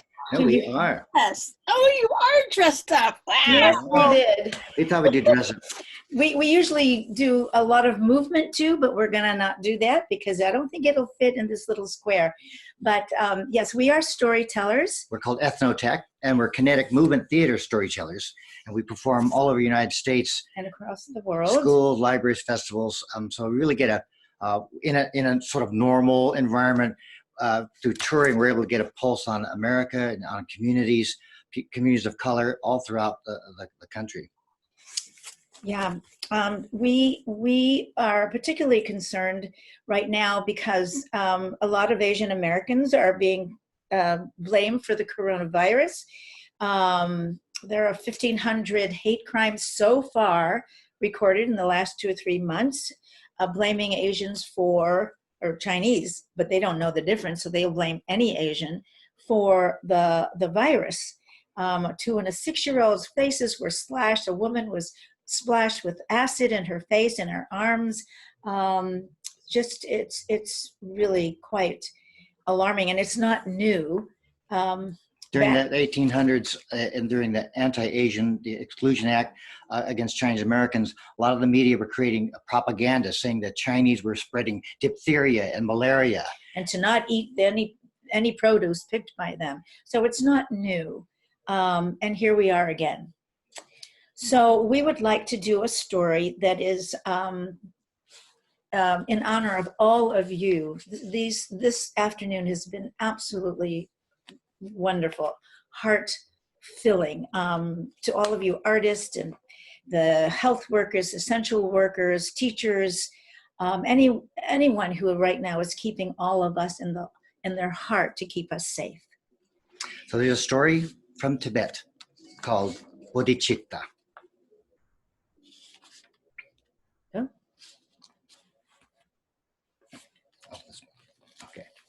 There once was a rugged wilderness, sparsely populated by 2 warring feudal clans, nestled in 2 valleys, flanking either side of a snow-capped mountain ridge. Ruthlessness and violence was the law of the land, for it was common for each clan to send marauding warriors into each other's territories to raid, pillage, and murder amongst their arch rivals to avenge some previous horror. Oh, their hatred for each other was solid as granite and as jagged as the mountain tops that knifed between them. But one day, a stranger appeared, a monk, wandering the narrow passage on the mountain ridge that separated these 2 rival villages. He gazed down into one of the valleys and saw children gathering flowers in the glen. He saw women washing clothes by the river and singing together. Men tending yaks. Then the stranger turned and peered down the other side of the mountain ridge and saw the same life of serenity. Children playing and laughing with their grandparents, men thatching a new roof, women tending the fire. Suddenly, the villagers on one side looked up at the mountain pass. Look, a stranger! The stranger then turned to the other side of the mountain. And then he saw that the men of that village also saw him and began pointing and shouting at him. In that one moment, each peaceful scene changed dramatically. On both sides, he heard shouts and saw clansmen waving their hands. The mothers rounded up the children. Grandparents hobbled back into their homes. The once gentle shepherds grabbed their swords and spears and transformed into fierce warriors. They were ready for war. The stranger stood and watched as bands of fierce warriors from each side of the mountain scurried up the switchback trail to ward off their assumed attacker. A spy! A spy! A scout from our enemy village. Soon more will come. Oh, we must kill him. Or we will lose our loved ones. The warriors charged to the summit. When they saw their counterparts seething with hatred for one another, they raised their blades for the attack. Suddenly, both warring clans stopped. What is this? Is he one of yours? They saw a single man, a stranger, lying in the middle of the path between the two warring clans. His body like an offering, blocking the imminent savagery between the two warring clans. He must be one of yours. Look how the coward awaits his death. Both sides inched forward, ready to butcher the reclining man, when the stranger suddenly lifted his head from the ground and spoke. I wouldn't get too close if I were you. Oh, what are you, a leper? Are you insane? What would put you in the path of such destruction, old fool? There is a condition that is highly contagious. Oh, stand back, men. Stand back, shield yourselves. What is this? What are the symptoms? It is so contagious that at first you may not even know you have it. If you get it, at first you feel a slight trembling deep in your soul. Then it moves to your head. You become disoriented. Then it moves again, this time to your heart. And when that happens, a stillness engulfs you. And when it gets that far, it's the end. Oh, what is it? What is it, old man? Yes, I have it. I have it. It's called bodhicitta. Bodhicitta? Bodhicitta. What is bodhicitta? The warriors murmured among themselves and began to run away in terror. Run! Bodhicitta! Bodhicitta, run! Both sides scampered back down to their villages, leaving the stranger to die. Bodhicitta, bodhicitta, bodhicitta. That evening, back in the village, a lone warrior sat at home in his favorite chair, staring at the floor. He was mulling over what he had witnessed on the mountaintop. He looked at his family. The children giggling and playing games on the floor, the grandmother rocking the newborn, his wife brushing her hair and singing to herself. Suddenly he felt something stir in his throat. A lump? Oh no! He tried to swallow. The lump grew larger, and then he felt throbbing ache in his chest. He began trembling. Oh, what's this? Have I got bodhicitta? Oh, my family. What if they get it from me? My loved ones, all of this gone. He was sure it was just the beginning of this horrible bodhicitta. He didn't want to let on to his family, so he feigned a smile and began singing with his wife. She smiled back at him. It had been years since he had sung with her. She smiled back at me. She hasn't done that in a long time. These might be the last moments I share with her. Meanwhile, on the other side of the mountain ridge, another warrior too felt the early symptoms. A stirring in his soul, his mind disoriented, his thoughts pounding with his heart, pounding as he thought of this contagious bodhicitta. He turned to his sister and described what he had seen on the mountaintop, what the ailing stranger must have given him. Soon the bodhicitta passed on to a farmer and his wife, then to their children, and the children to their playmates, they to their parents, and on until no one was spared this bodhicitta. One day, A villager from one side of the mountain was passing over the ridge when he encountered another traveler from the enemy village. You! Bodhicitta. Yes, yes, we all have it. The entire village has been infected. Ours too. No one is untouched by bodhicitta. Life is so different now. Our people have surrendered to it. No one wants to waste any more time on those foolish things. No more thoughts of revenge. No more anger. We too hold no more resentment, no more hatred, not even towards all of you. We only wish to enjoy the remaining and precious moments of life with our loved ones. The two men nodded knowingly. They bid farewell and returned down the path to their villages. And high on the ridge, above the two valleys, the stranger arose and stepped forward into the light. He straightened his robe and smiled. He looked down on one side of the mountain. He saw children playing, Grandparents tending to newborns. mothers singing with their husbands. Oh, he looked down at the other side of the mountain and saw the same thing. On both sides, their enemies had been annihilated. They had met their end, but not their deaths, for they were very much alive, infected by the contagion, bodhicitta. Bodhicitta, the compassionate heart of an awakened mind. Bodhicitta. And so, we want all of us, all of everyone in the world to be awakened, and we will not pray that we will not go back to what we thought was normal. The normal that we knew as is not normal. And all of you are so important, so let your voices be heard. Thank you very much, Shizue. Thank you.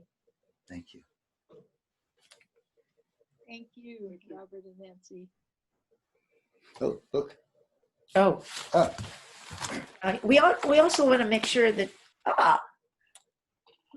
we have a book. And other products. And DVDs and CDs, those old things that nobody uses anymore. They're antiques now, collector's items. But the book is still new technology, by page, no batteries. And it's a story about bilingualism, the story of my mother's Filipino immigration to America. So up next is Aquila Lewis Ross. Aquila? Hey. Hey. How are you? Hey, everybody. I am one of those folks that are on from out of California, actually. My family just moved to Las Vegas. That story is still in the making. I'm trying to figure out like how to write it and what's the best parts, but I did manage to get a poem out. I started it last Wednesday. I was on another open mic and I shared parts of it. And now I'm gonna share with you guys the finished part of it. The poem is called The Pushouts. The city that never sleeps is silent, forced to quarantine like everyone else. No wonder the mayor complains. Dollars were always made here, but now she sleeps. It's hot as hell, and Hades is awakened. The homeless is visible, letting flesh burn while laying on dirty streets. We rush to the nearest air-conditioned stores, hoping to be the first to let masked skin get soothed. We, travelers, migrated here after being pushed out. Not sure if disease the mind or body is to blame. War has been here all along. It slowly creeped in, and the rest of the world is now up to speed. But in our hearts, we hold on to hope for safekeeping, for healing, for clarity, for love, for home. Sometimes pushing is needed so greatness can have a seat on the throne. I'm gonna share two other quick little poems that I created with our beautiful host during her round robin that she offered to folks. I'm gonna share one from round robin 1 and also from round robin 2. The first one is from round robin 1, and it's a prompt called, the prompt is Slowly. This poem was published in the Benicia Herald, I think it was April 22nd. The Audacity of Water. Today on my walk, I heard the trickle of water. It's funny how its sound moves me to do anything I choose. The frigid wetness tickles my bones when they just want to be still. Mornings when I want to stay in, mostly because depression slowly crept in, water calms. Worry, panic, and fear of the unknown slowly melts away. See the pine trees wrestle with the wind, the way my baby blows the wishing flower and watches bubbles flow by. Although we are dying, nature still lives, and that's a reason to hope again. Round Robin 2 was one of my most favorite weeks of sharing poems and getting feedback from the lovely writers. This one is a poem that I think I love the most. It's called Give an Artist a Canvas. The prompt was paint. Give an artist a canvas and freedom to create as they please. Practice makes perfect. My body was the canvas, at first to be used to harm. Cells held on to pain from generations past. Ancestors spoke truth to power in and through me. It glowed from within, became my protection, adding another layer of gray-haired wisdom. Paint me gold, carrying riches buried and treasures never opened. See the key? Rich people always hide it in unattainable places. Paint me liquefied, fluid as water, blue-green like the ocean, a favorite color, peaceful, tranquil. I could stay here until pruning no longer is beautiful on skin. Saw a post about a mama who made rainbow spaghetti for dinner. Wish I were that creative or had the energy to be this dedicated. But I will do anything to see my little princess smile. Paint me rainbow. May I shine bright for all to see. So yeah, I'm on a journey, as we all are. And right now, the journey is unclear. It's not known exactly what I'm doing or where I'm going or how I'm getting there, but I know that me and my family had to get there. And you know the struggle that I was going through. And I've been going through struggles all my life, but I think right before COVID hit, right before COVID hit, my family was going through the worst battle, war or something. It's still kind of hard to really figure out what we're going through, but we're going through it. And now that we are here in Las Vegas, even though we're not exactly sure who's here and what who, what, where, when, why, I finally have gotten my sleep.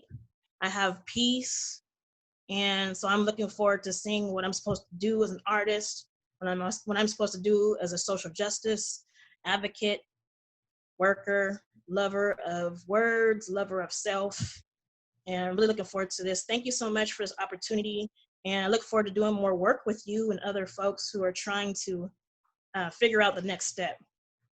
God bless everybody.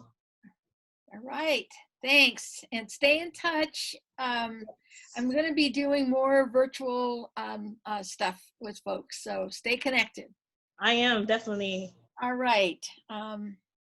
Yeah, Aquila, you were in the first anthology, right? Standing Strong Film. Yes, yes, I was. Thank you for that too.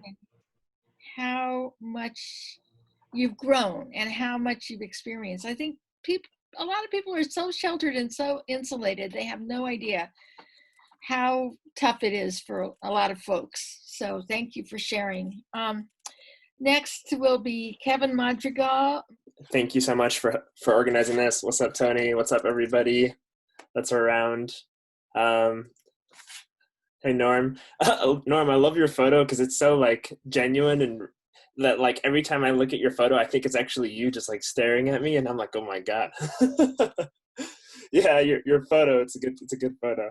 Thank you, Rafa, for opening today's reading. I was burning my Palo Santo at the same time, so thanks for getting us off to the right start. Yeah, thank you to everybody that has shared so far. Honestly, I feel like for me personally, the past couple of months have been really difficult to write and just to like process everything that's going on. So like really big props to everybody. And if you've found difficulty in this times, know that you're not alone. I think all of us are processing this at our own pace in our own way. And you know, we just have to keep pushing forward. So I just have a few really short poems, because I haven't been getting as much writing as I'd like to be done lately, but some really quick ones. This one's called Safe. Be safe out there, says the older Black gentleman working the grocery store checkout in North St. Louis, Missouri, where nearly all COVID cases are Black folk. I say, thank you, you too. But is it safer in here? Not a white body to be seen for a mile. What secret is kept from essential workers? What information is held privilege? COVID was supposed to be the great equalizer, but survival is only for those that can afford it. It's a second piece called Not All Heroes Wear Capes. Not all heroes wear capes, but they do wear masks. At least Rosavilla does, for her protection and for yours. She's 73, and not a goddamn pandemic is going to stop her from distributing food to her community when they're in need. She makes sure each car that pulls up to the emergency food relief pantry is loaded before they're on their way. A beaming smile on her face, her mouth covered, but I can see it in her grin-wrinkled eyes. At 73, she's still a hero. Not a goddamn pandemic is going to stop her. And this last one, thank y'all. This last one, it's a really short one, super, super short. On some news that I was reading about some homeless individuals in San Francisco a couple weeks ago. 68 homeless individuals tested positive for the virus at a shelter in downtown San Francisco. They were moved from beds placed 2 feet apart from each other to isolation in hotel rooms around the city. Only in America will you be treated better as a virus than as a human. And that's all. Thank you all. Thank you, Shizue, for getting this together. Thanks, everybody, for sharing. Thanks for being here. It's great to see you. Okay, next is Tarita McKell. Thanks again, Shizue, for organizing this, and everyone, my Lord, that's why we need to listen to each other. It's such a healing at this time, a comforting moment to hear voices, people that you can't touch. But yes, and Nancy and Robert, we all deal with, just stereotypes. No one likes stereotypes, but then it's interesting how we can so quickly get caught up in them. It's the stereotyping, like this one person is responsible for everybody in that culture, in that nationality. But okay, moving forward, 2 quick pieces. Moyuba fefegun, Moyuba fefegun, Moyuba fefegun, Moyuba fefegun. We stand on the shoulders of our ancestors. Dr. Ben's quote said, if you believe this Noah's Ark story to be true, it explains why you are in the conditions you are in today. Details and tales derailed liberation. Inside a sight of revelations, epiphany waits to be real. Compared to what? Whose liberty do we referee trust? Who be the judge, the adjudicator, the mediator, the go-between? The father, son, and his ghost flashing fantasy. Heard Freedom Ring at JoJo's house the other day, singing with Mickey's monkey. Details derail the tales of emancipation, crippling insight where Mr. Man fights against deliberations, consideration, negotiating what? Who will be the umpire to decide how to play spiked ball game, or which side of the bread sliced should be buttered? Details derailed, angle leashed, holding two opposing opinions, argued well against them both, manufactured consent for dictums hosts, serving milquetoast in sheep shit's shallow water.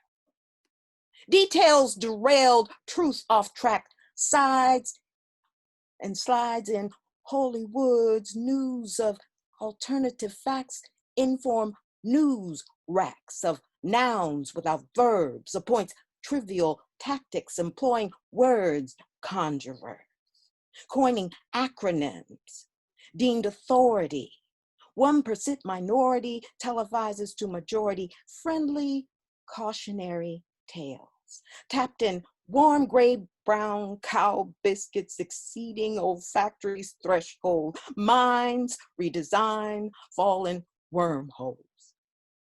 See, left is right, up is down, lateral, not sound, nor can be found in circles broken. Details derailed, dog, clown, survival. Fear, confusion, panic, stress, turning tricks, making human crucifix. Jesus for sale, Jesus in jail, Jesus on the corner, Jesus needs bail. Pass the plate. Details derailed, sunflowers, bees, Ark Covenant, biology. They know how to act.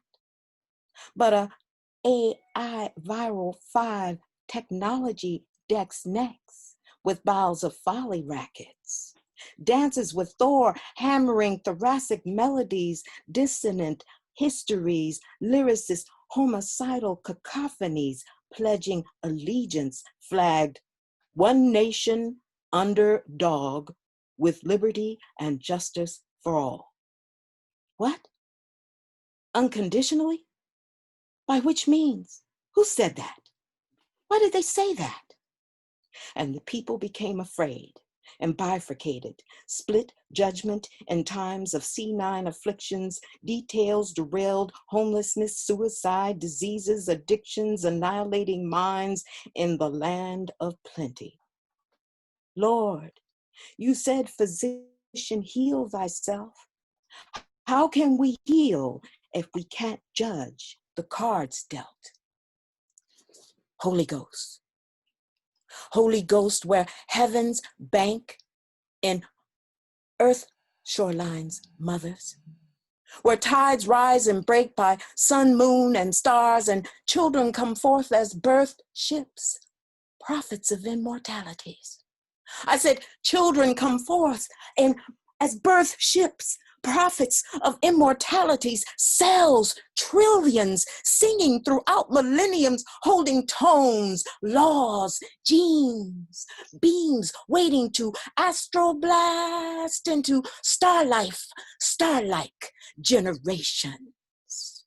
Generations germinating genies and genies of life, light, blood, living waters, captured and held by wells of human cells and held prisoner of infinite talents, faiths, wisdoms, and prophets. Ooh, Holy Ghost, mystery. Spooks us all like a ghost, but our organs cling to that origin, plays keys, fulfills wishes, breathed on banks. Prophets, the prophets of the Holy Ghost. Prophets, the prophets of the Holy Ghost. Prophets, the prophets of the Holy Ghost.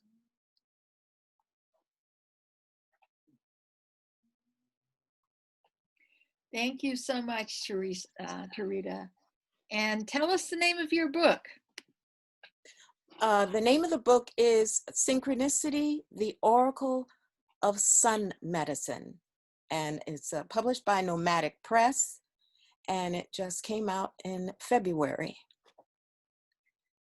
Okay, so look for it on Jennifer's list.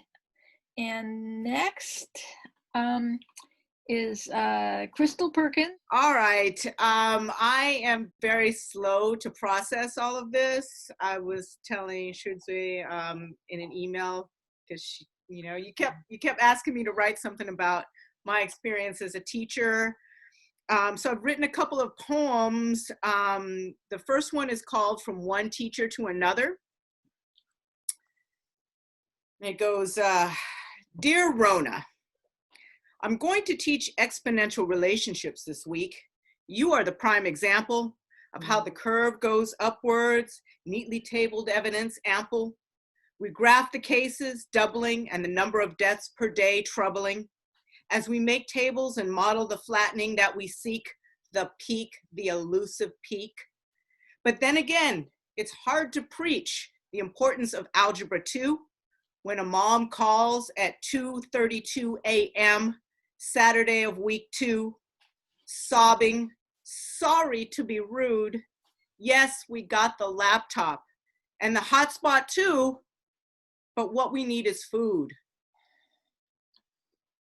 Dear Rona, I'm going to teach about supply and demand, widgets and guns versus butter.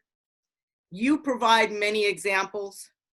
The supply of hospital beds, ventilators, protective gears, the swab samples, the demand of the people for life, work to get back to the pursuit of happiness. We'll play the stock market game. But then again, it's a luxury to lecture economic theory when a student texts from a neighbor's cell phone, teacher, I can't talk unless you call me because our phone is cut off. We just moved. Then my mom and dad were laid off. If I can't pay for phone, how am I gonna pay for college? Dear Rona, I'm gonna teach about the food chain. The biology textbooks say that humans are on top, but you are teaching me otherwise. The second poem that I have is called From One Virus to Another. Dear COVID-19, you are 10,000 times smaller than the human cell. You target our heart, lungs, kidneys, and intestines, invade, hijacking the cell's structure to replicate so that from one comes the two, comes the four, comes the multitude. So many more, you overwhelm our host. You are killing individuals, institutions. We humans strive to create antibodies against you. Dear COVID-19, all us humans put together are 10K to the 10th power, the size of the earth.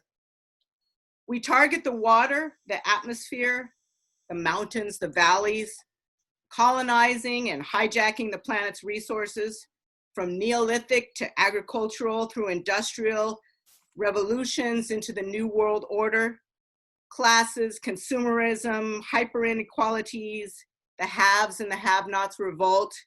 With each revolution, we become stronger, more prolific at murder and mayhem.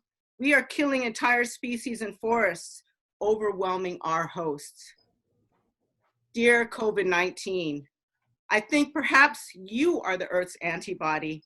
Now Mother Nature pits us against each other, virus against virus. It's not personal, I know. All viruses are immoral, whether we want to admit it or not.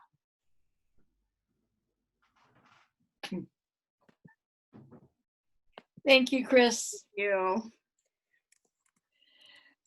Chris is one of the regulars at the Right Now writing workshops.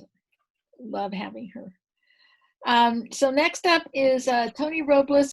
Shizue, thank you for putting this together, and thank you for all the wonderful work you do in the community for nurturing and our poetic voices. It's funny, my father was telling me a couple weeks ago, he said, he never thought that this would have happened, that he didn't think he would see this COVID-19, a pandemic like this in his lifetime. And anyway, this poem is called Wash Your Hands. Wash your hands of the virus. Wash your hands of fear. Wash your hands of the calloused fates. Wash your hands of rope burns used to hang scapegoat effigies in glasshouse windows. Wash your hands of the virus. Wash your hands of liars and truth deniers. Wash your hands of tainted water, tainted seed, and soil. Wash your hands of hymns that do not include her. Wash your hands of the virus in the cracks where lives the poison water of indifference. Wash your hands of compassion's muted chorus and the dried throats of flowers. Wash your hands of glacier hearts. Wash your hands of caged clocks. Wash your hands of sky torn asunder. Wash your hands. They are the powers that free. And I just have one more to read. I was kind of taken by a poem that Dennis Bernstein wrote so eloquently about his father, about the experience of being there for the death of his father and how that was an important moment, and that many people in this pandemic don't get a chance to see their loved ones and spend time with them during their last moments. But anyway, this is a poem about my father. This was a poem about being at the movies. There was a movie theater on Market Street, and I think it was called the Embassy Theater. Do you remember the Embassy, the old Embassy Theater on Market Street? Anyway, this is called At the Movies. On Market Street, there was a theater where you could see 4 or 5 movies for $1. And I know Robert Kikuchi-Yngojo knows what I'm talking about. You could see 4 or 5 movies for $1. Nancy too. Now, they were the same movies that you could catch in the afternoons on the TV during a program called Dialing for Dollars. And during intermission, there'd be a raffle of some kind. My father went to that show when he was a kid, and he'd say that with $0.25, you could do a lot of damage back then. You could see a movie, get a Coke, popcorn, hot dogs, and ice cream, and juju fruits. I saw a few movies with my father, and I got popcorn if I was lucky.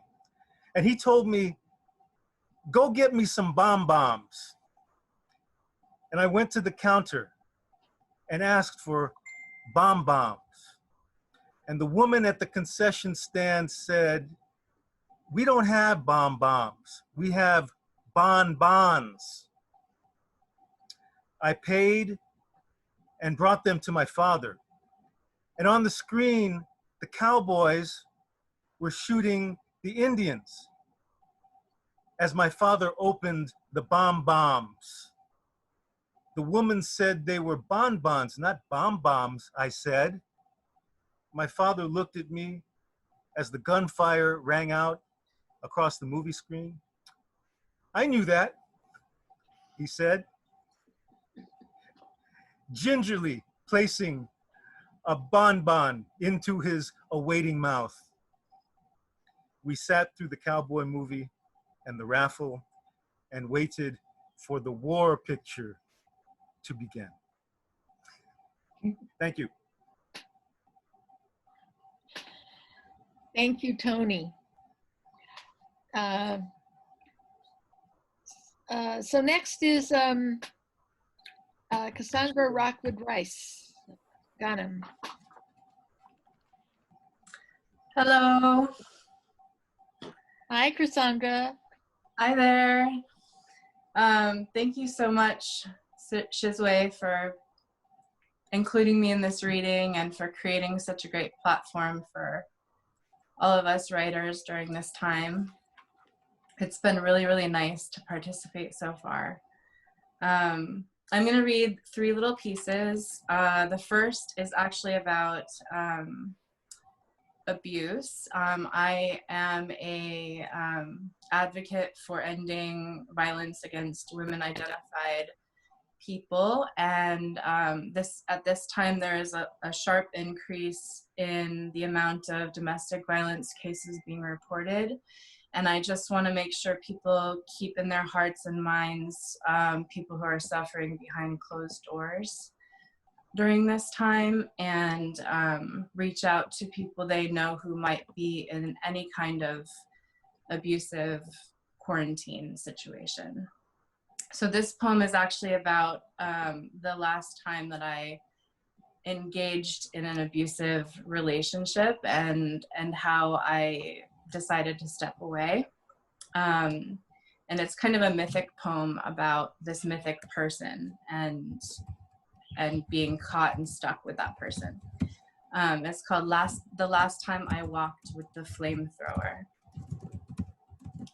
When summer ends, I reflect on the last time I walked with the flamethrower. I knew to stay away by then, my skin scorched and keloid in the places where embers had lodged. He said he was out of lighter fluid this time. He said sorry. He knew how hard the infernos had been on me. It was a long winter. I told him how I barely moved until spring. Even then, my lungs smoke-filled at the thought of leaving.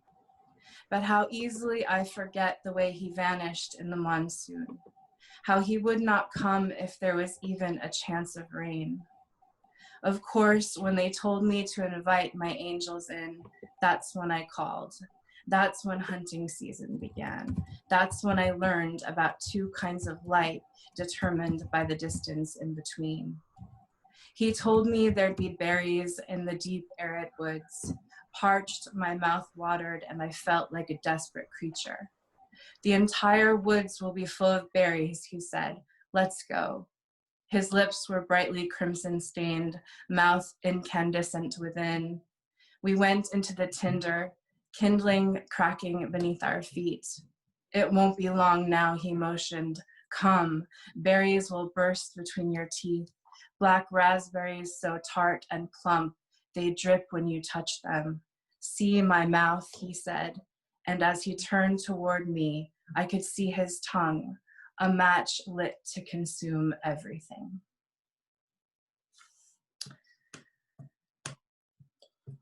All right, and then my second poem is about hanging on in the hardest of times, and it was recently included in the Shelter in Poems from Fresno State's MFA program. It's called What to Look For. After winter, we would walk on the spongy fields of our childhood in snow boots, water coming up murky around blue soles. You'd pull a jackknife from your shirt pocket and shave the bark, shallow then deep, revealing a chartreuse layer against strident grays. The tart pepper of life scent would rise to my nose. You'd say, we're at that stage where we can handle a damp green wound. Remember, leaves will furl open in spring, and I should know this by now. As you spoke, I'd take a willowy branch and ring it in opposing circles until the shiny skin peeled up, pulp fracturing outward like a paper lantern, sap coruscating brightly within. This is how we would have prepared to always be holding on a bit longer, awaiting the life that has yet to come forth. And then finally, I wrote this poem to your prompt, Shizue. You had asked me to write something about my heritage and resilience. And so I wrote this shortly after you asked me to. It's called Under the Pink Moon. Bees surround her face now, drink nectar from beads of sweat on her crown. We rest our heads one by one on her chest without observation. Amulet of citrus in April, thistle and honeydew in June. Her scrawl is found on the cedar trees, leaves of juniper, crystalline etchings, and natural sugar. Violent winds rouse red earth as she hurls herself in rivers of vermilion hues. And so we have grape leaves to wrap the rice in, tobacco for the water pipe, wheat fields spanning feral as her hair. Voiceless Jezebel looks on with olivine eyes, over to the once blue seas where man had sailed and returned to scorn her gifts as lies, feed her to dogs and demon kings, because when a woman held power, her command was, above all, worship nature. And he decided this was the worst possible sin. But we hear her tonight as cars go still on every curb, covered with a blanket of pollen and seed pods. The churches are empty now, darlings. Towering buildings go vacant and dim. Across a month without a sour haze that hides the stars, we can hear her on these evenings so free that the moon once again listens to the night bird's songs and lone sounds rising, like the deserted oud player, the lost daughter of Mount Lebanon. She strums and sings, will not forget, shukran, shukran, shukran. And that means thank you in Arabic. So thank you very much for including me, and thank you everyone for your beautiful words. I feel really inspired and moved by every one of these pieces, and keep hanging on, staying safe and strong. Thank you, Cassandra. And let's see, okay, I just wanted to acknowledge that Cassandra is the founder of Eves at the Beat, and I was actually supposed to curate on April 4th, which is not long ago. It's only a month ago. Anyway, I didn't want to ask the readers to participate because people were still grappling with a lot of changes, and Cassandra had actually had to drive down to the university at Long Beach to pick up her daughter and a friend, pack them in them and their belongings in a car and drive home in the rain for 10 hours. Yes, that's true. But oh, if I could add a little plug, we are going to be having a virtual Eves at the Beat event this coming Thursday. So I can add the link to that in our chat. It is curated by Ruth Crosman. It is emceed by Natasha Dennerstein, and we have an amazing lineup of readers: Melissa Jones, Michelle Brooks, Barbara Saunders, Hannah Pesha, Lauren Wheeler, and Vanessa Lewis. So tune into that this Thursday, 7:30. Okay, great, thank you. So next will be Dena Rod. Hi everyone, thanks for joining us. My name is Dena Rod. For those of you that don't know me, I am Iranian American and I'm queer, and a lot of my work deals with those intersections. And I was thinking kind of uniquely how the coronavirus is affecting Iran and Iranians, especially with the increased sanctions on Iran. And so that makes it more harder to get PPE for the healthcare workers in the Islamic Republic currently. Like even companies that want to contract with the Islamic government can't due to financial penalties. So they're definitely in need of more of donations and money in that regard.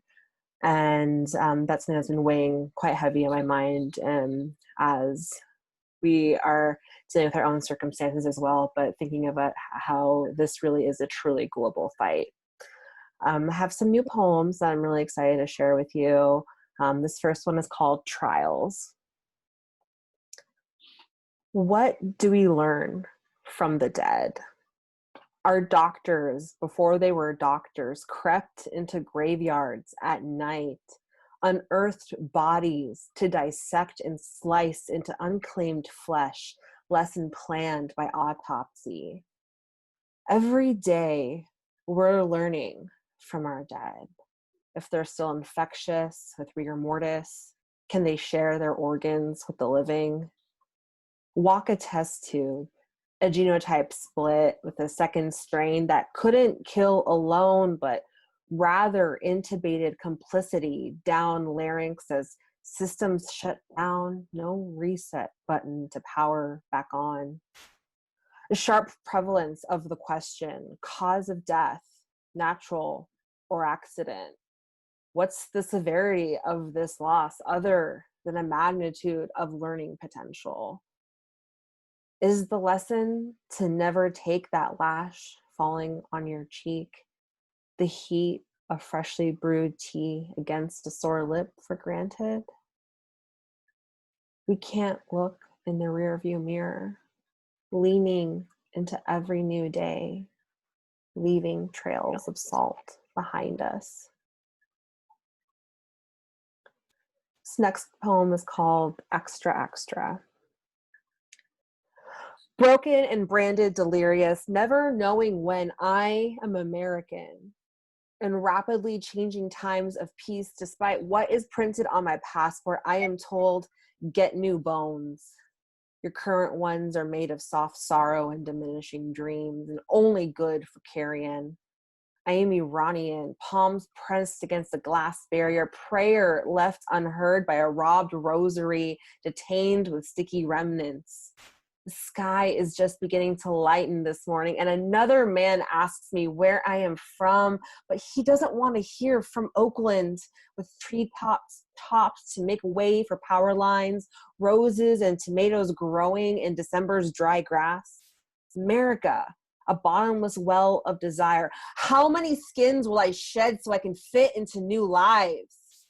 I'm Iranian, crunching against dry leaves, wishing for enough water to fill my mouth, waiting for the mention of what's front page again, our evil accessed again, as he paper bag embracing, steel reserve drinking in his fist, a silver bullet to kill the specter of reality.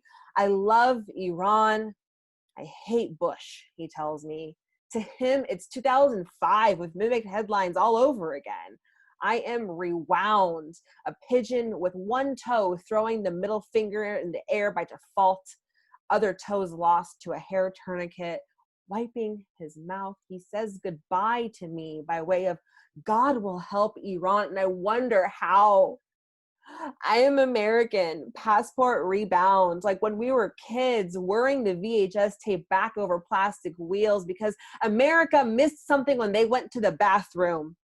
Rewind, and then we could watch again and again until understanding dawned on us.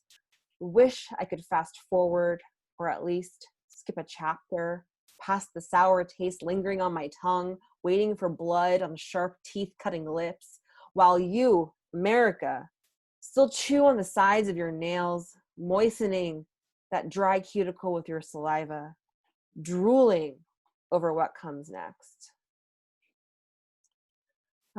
This last poem that I'll leave you with was recently published in Dear Quarantine Diary, which is currently accepting submissions, and I highly recommend that you submit. They're great people. Please don't call it a guzzle. I'm going to slice the smile from all the lying faces that watched blue seep from their legions when this is all over.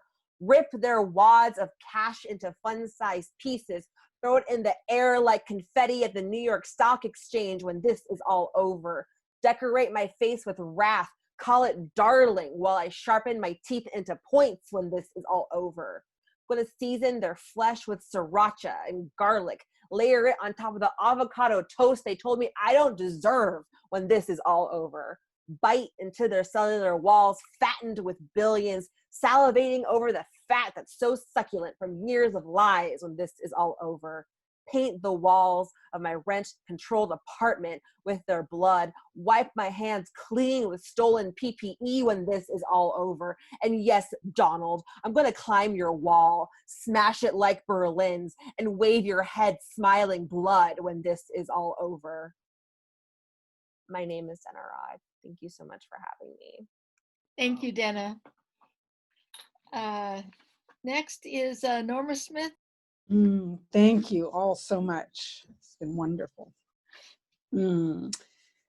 So this is from a few weeks ago, early spring 2020, East Bay Hills, where I go for comfort whenever there's a catastrophe. Deer come back, quail come back, wild turkey descend. Newts, for whom the rangers had already set time and space aside for you to court, have it all to yourselves. I can see you from behind this thin fence of miners' lettuce in the shade, indulge in your amphibious orgies. We know that some humans suffer what we call a baby boom 9 months after disasters blanket us, cushion us, when our desire becomes too much for us.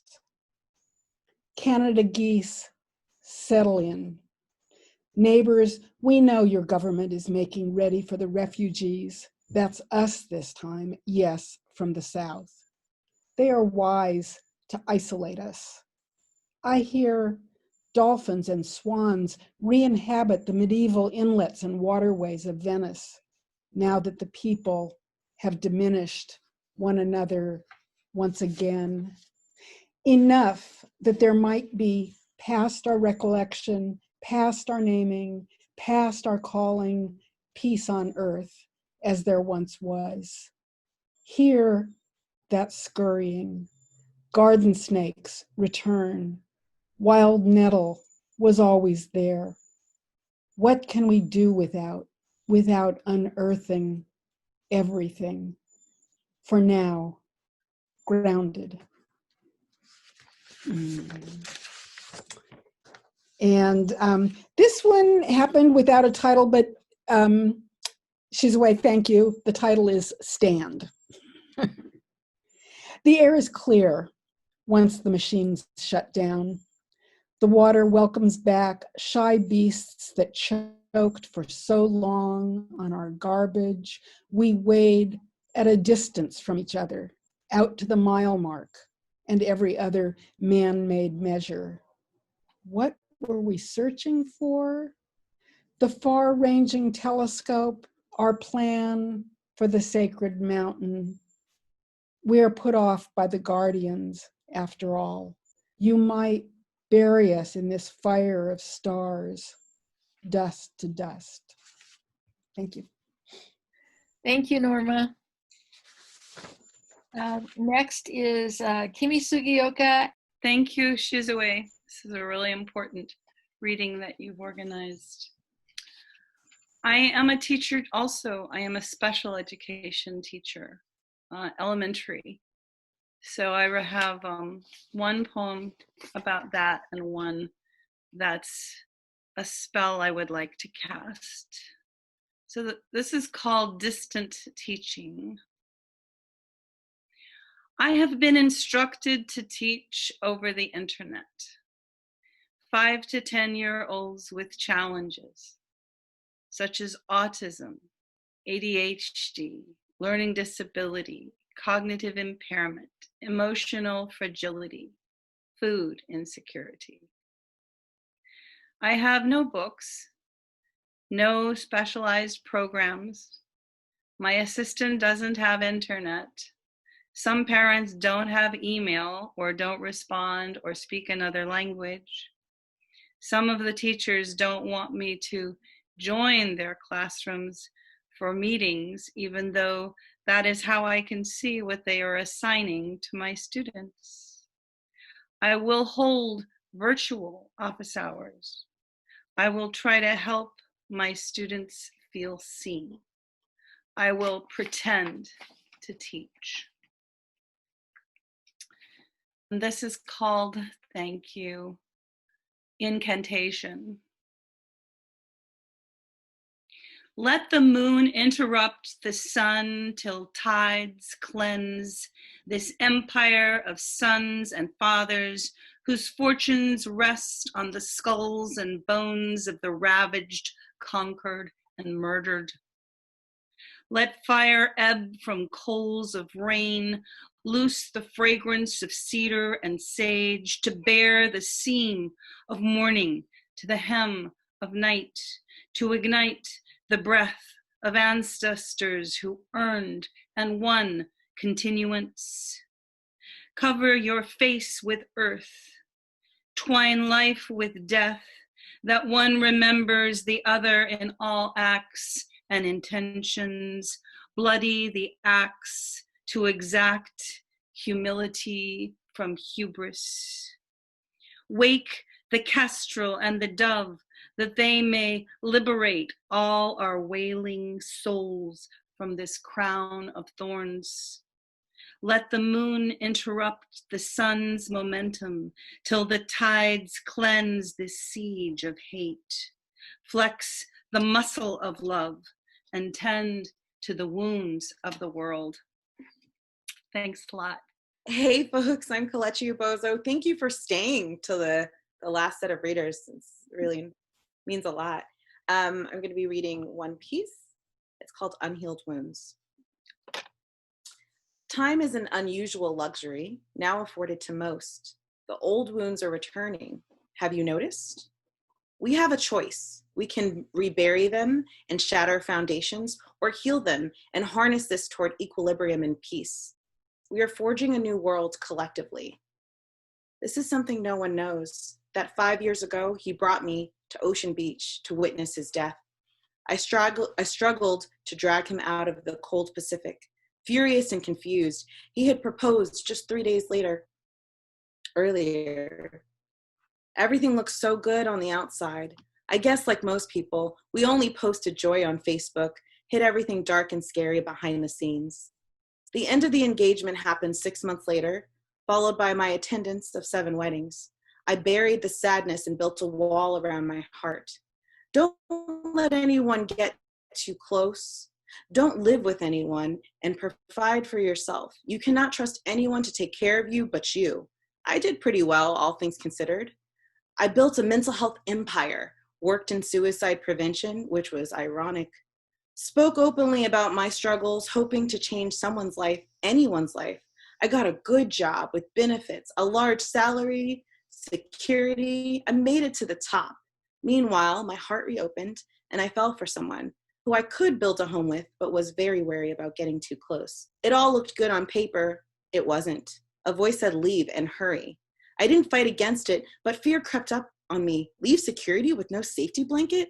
My partner smiled and held my hand, his concern for me a mirror that outweighed everything else. Well, isn't this what I'm always talking about? Mental health.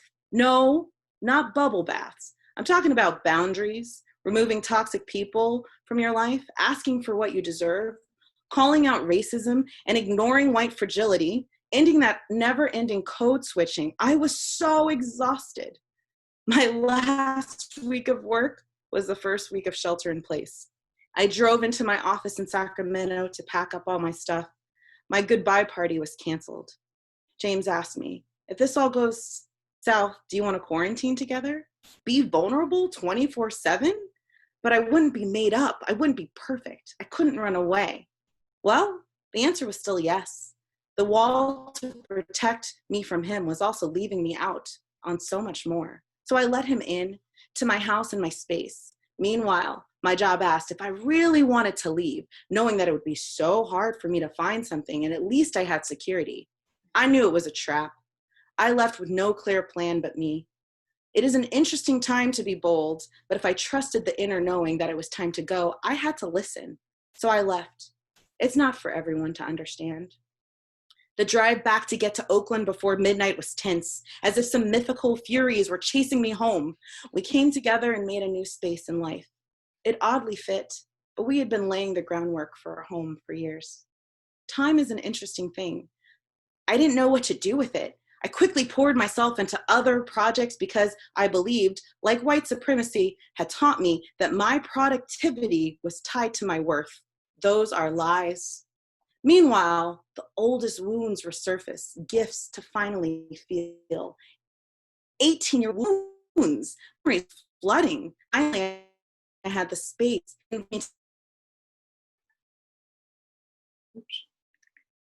to feel that was me because he was touched about me being thin enough, pretty enough, or just enough. It wasn't about me. The best friend who showed up for all the hard times but disappeared when I got healthier. I think about her often because you don't expect a friendship to end, much less someone to leave with no reasons, no trace or words. And finally, one morning, 5 a.m., I returned to the beach, the beginning of the end, to confront my ex-fiance's ghost. I didn't miss him or the smell of his depression. He loved me the best he could with a hole in his soul. I needed to watch the sunrise over our old life.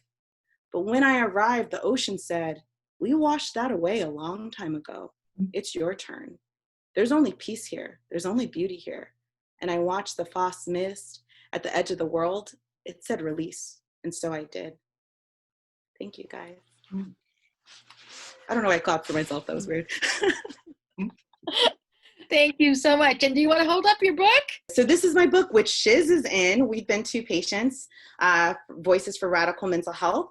If you're interested, I just bought a bunch of copies so you could get them straight from me. It's another anthology, but you could also get it on Amazon. Thank you so much for being here and for staying here. Y'all are amazing. And thank you, Shiz. Seriously, you're amazing. Thanks. Okay, so there are three readers left, Sandra Wasili, Malcolm Williams, and Andre Wilson. And don't go away because they're all fantastic. Well, thank you, Shizue, for encouraging me to write during this time because it's been very hard to write. I've been caregiving, taking care of a building, a site manager. But I did write a couple of poems. I'm going to read one of those, and I am going to read a very short poem at the end that is kind of like a prayer. This one I'm entitled, I just finished it today. It's very dangerous reading a new poem, but I'm going to do it. It's called The Irony of History right now. My grandson speaks over the phone from Alaska on measuring how tall he is and comments on his impending 8th birthday. I'm growing old fast. I think about how the pandemic is shaping him, his growing in body and in spirit, what he must have endured when his mother slept all day, ill after exposure at the school where she served meals to students in the elementary, then the high school. The latter, a boarding school, a remnant of the days of children torn from their families and villages to get schooled in the ways of civilization. But my grandson today cannot go to school or visit his cousin, a short run across the stream through a stand of birches, the snow melting now. The irony of history. Children once gathered to save them, now dispersed to homes where they are presumed sheltered. How this virus pandemic is shaping his generation recalls some differences for those who lived through the influenza 100 years ago. That one slayed families and destroyed villages that left no one to bury the rotting bodies. Survivors did not know how to grieve, what to blame, or who to forgive for the sudden shift in the axis of their lives that left them lost. But my grandson and his cousin, like children across the world, are growing old fast. In houses, shacks, apartments, side by side, they are communing by digital devices through games, lessons, news, how their elders are handling all this pandemonium.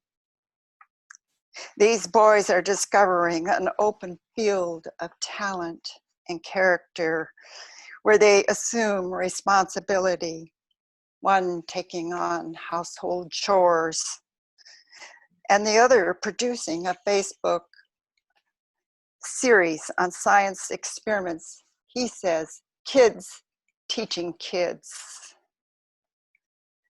Between these digital moments across the known world, in isolation with families newly configured to one spot, our young children must be thrown against their own thoughts and consider who is vulnerable, who is in charge. I see signs. They are fostering respect of personal space and of self-reliance. I feel I am witnessing a shift in measure of what is valuable, a turn in the page of our collective history, a blessing.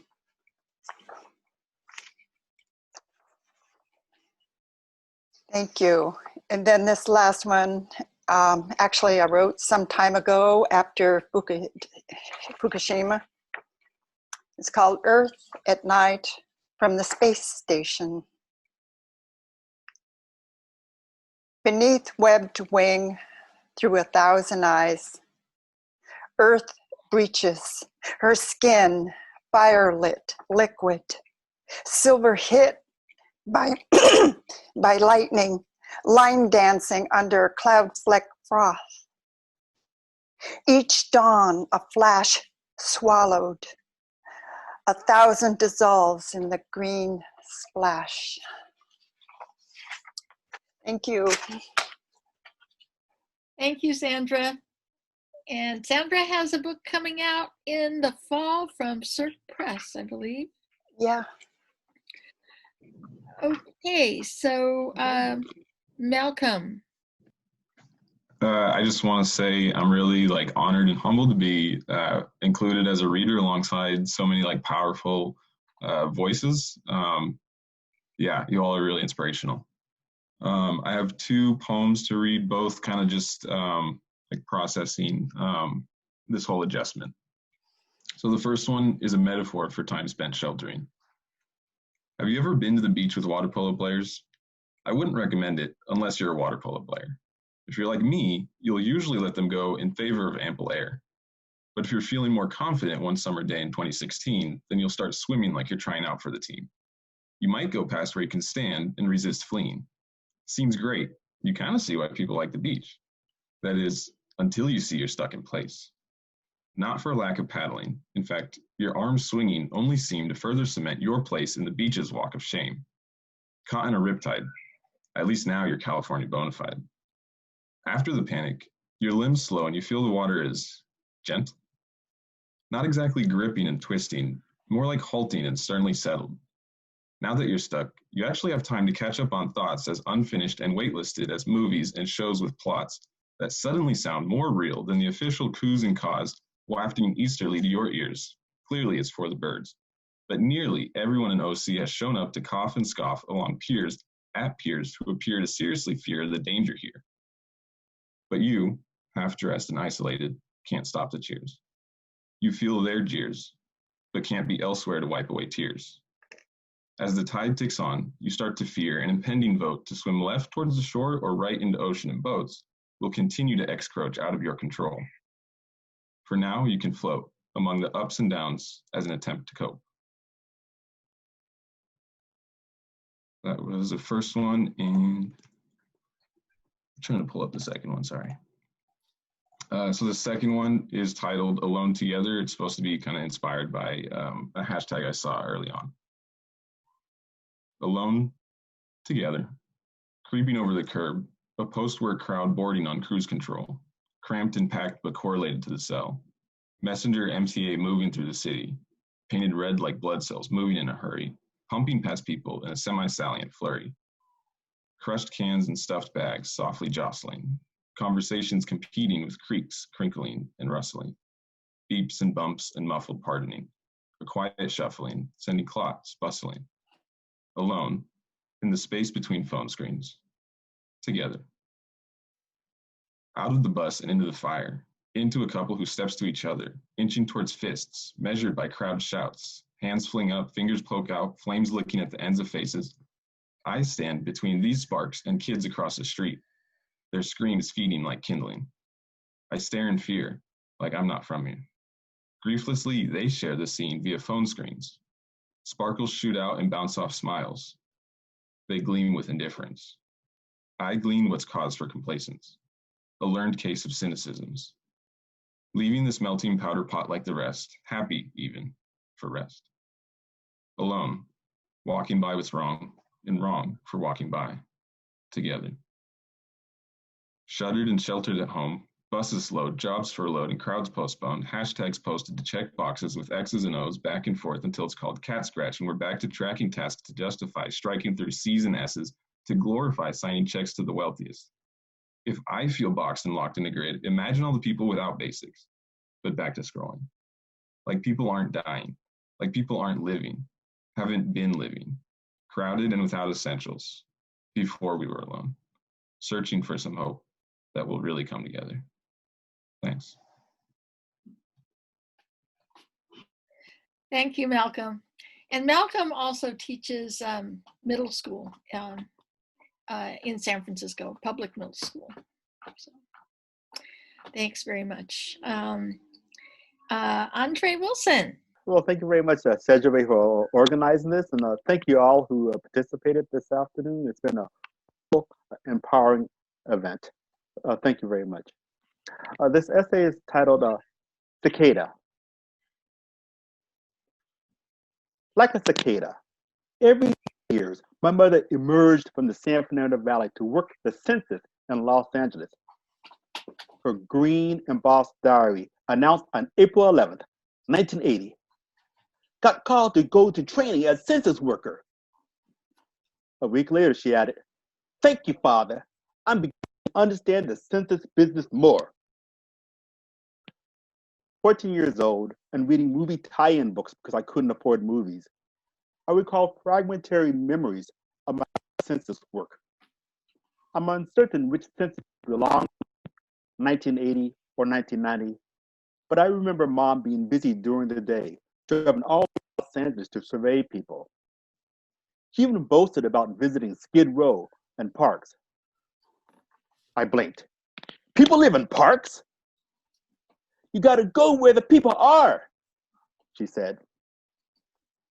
I feared for my mother, a single Black woman going alone to such places. Either I said, "Why do you do it?" or my expression did because she said, "I have to count all the people." In those moments, she spoke about her work. She radiated energy. She determined to count all of the hard-to-count people, the poor, the immigrant, the unhoused. As a woman who relied on public services for housing, healthcare, and employment for herself and her children, she knew that if the census undercounted people of color, it could impact her family. This motivated her to count as many of the hard-to-count people as possible. When she came home, she hummed in the kitchen because her work energized instead of wearied her. My mom, superwoman. 9 years later, on September 19th, 1989, Mom had a dream. She wrote in her Black diary, "Dreamed of asking census where everybody lived, and they said not yet." Even if she knew where to find hard-to-count people, she couldn't conduct the census a year early. 7 months later, on April 20, 1990, she wrote, "I got a call from the Census Bureau about a job as supervisor."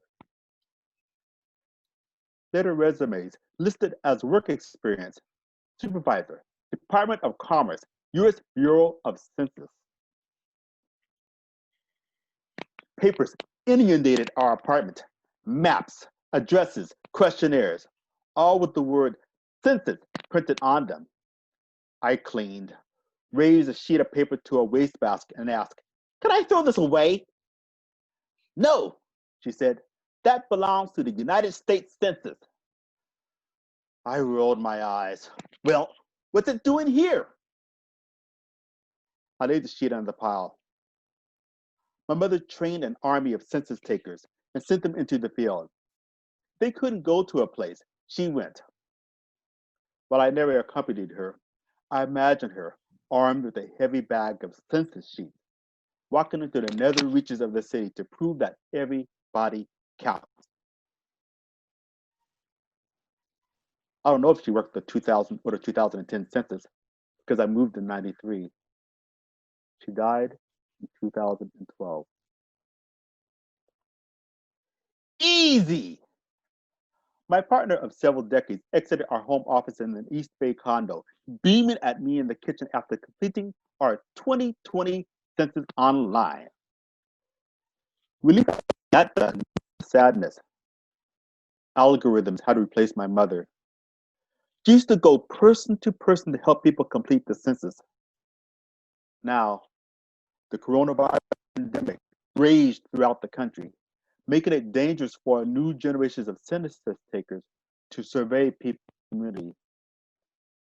The Census Bureau encouraged everyone to complete the census by phone, email, or online. But I feel a growing dread that, like the virus, an undercount will disproportionately impact people of color. To paraphrase something Mom used to say, if you don't do the census, you didn't happen. Thank you. Thank you, Andre. So that was all the readers. This was an amazing meeting. My original plan had been if a bunch of people showed up that we didn't know, because, you know, we're all reading to people and we don't necessarily find out who they are. So that's what I wanted to know. Who are they? And are they all like poets and writers themselves, or are there other people besides writers that are interested in what we're doing? I was curious about that. But then the other thing about me is that I have a personal pull towards real stories by real people. And yeah, and there are other things besides that. But I think that the rest of us all know each other. Kathleen, you could probably introduce yourself. Hi, am I unmuted? Yes. Oh, hi, I'm sorry. I'm Kathleen. Around 2013, I met Shizue. I took a class with her in Raluca from a woman at the writing salon. And that's how I am tangentially involved. And I've been to endangered species, and also, and that was the only one, the book signing, I went to that. So I like memoir and poetry. But I find myself busy with everything but what I want to do. Thanks for hanging in here this whole time. Thank you very much. And thank you, Nicole. So anyway, I'll catch you guys later. Okay. Take Thanks care. very much. Okay, bye-bye. Bye-bye. All right, bye-bye.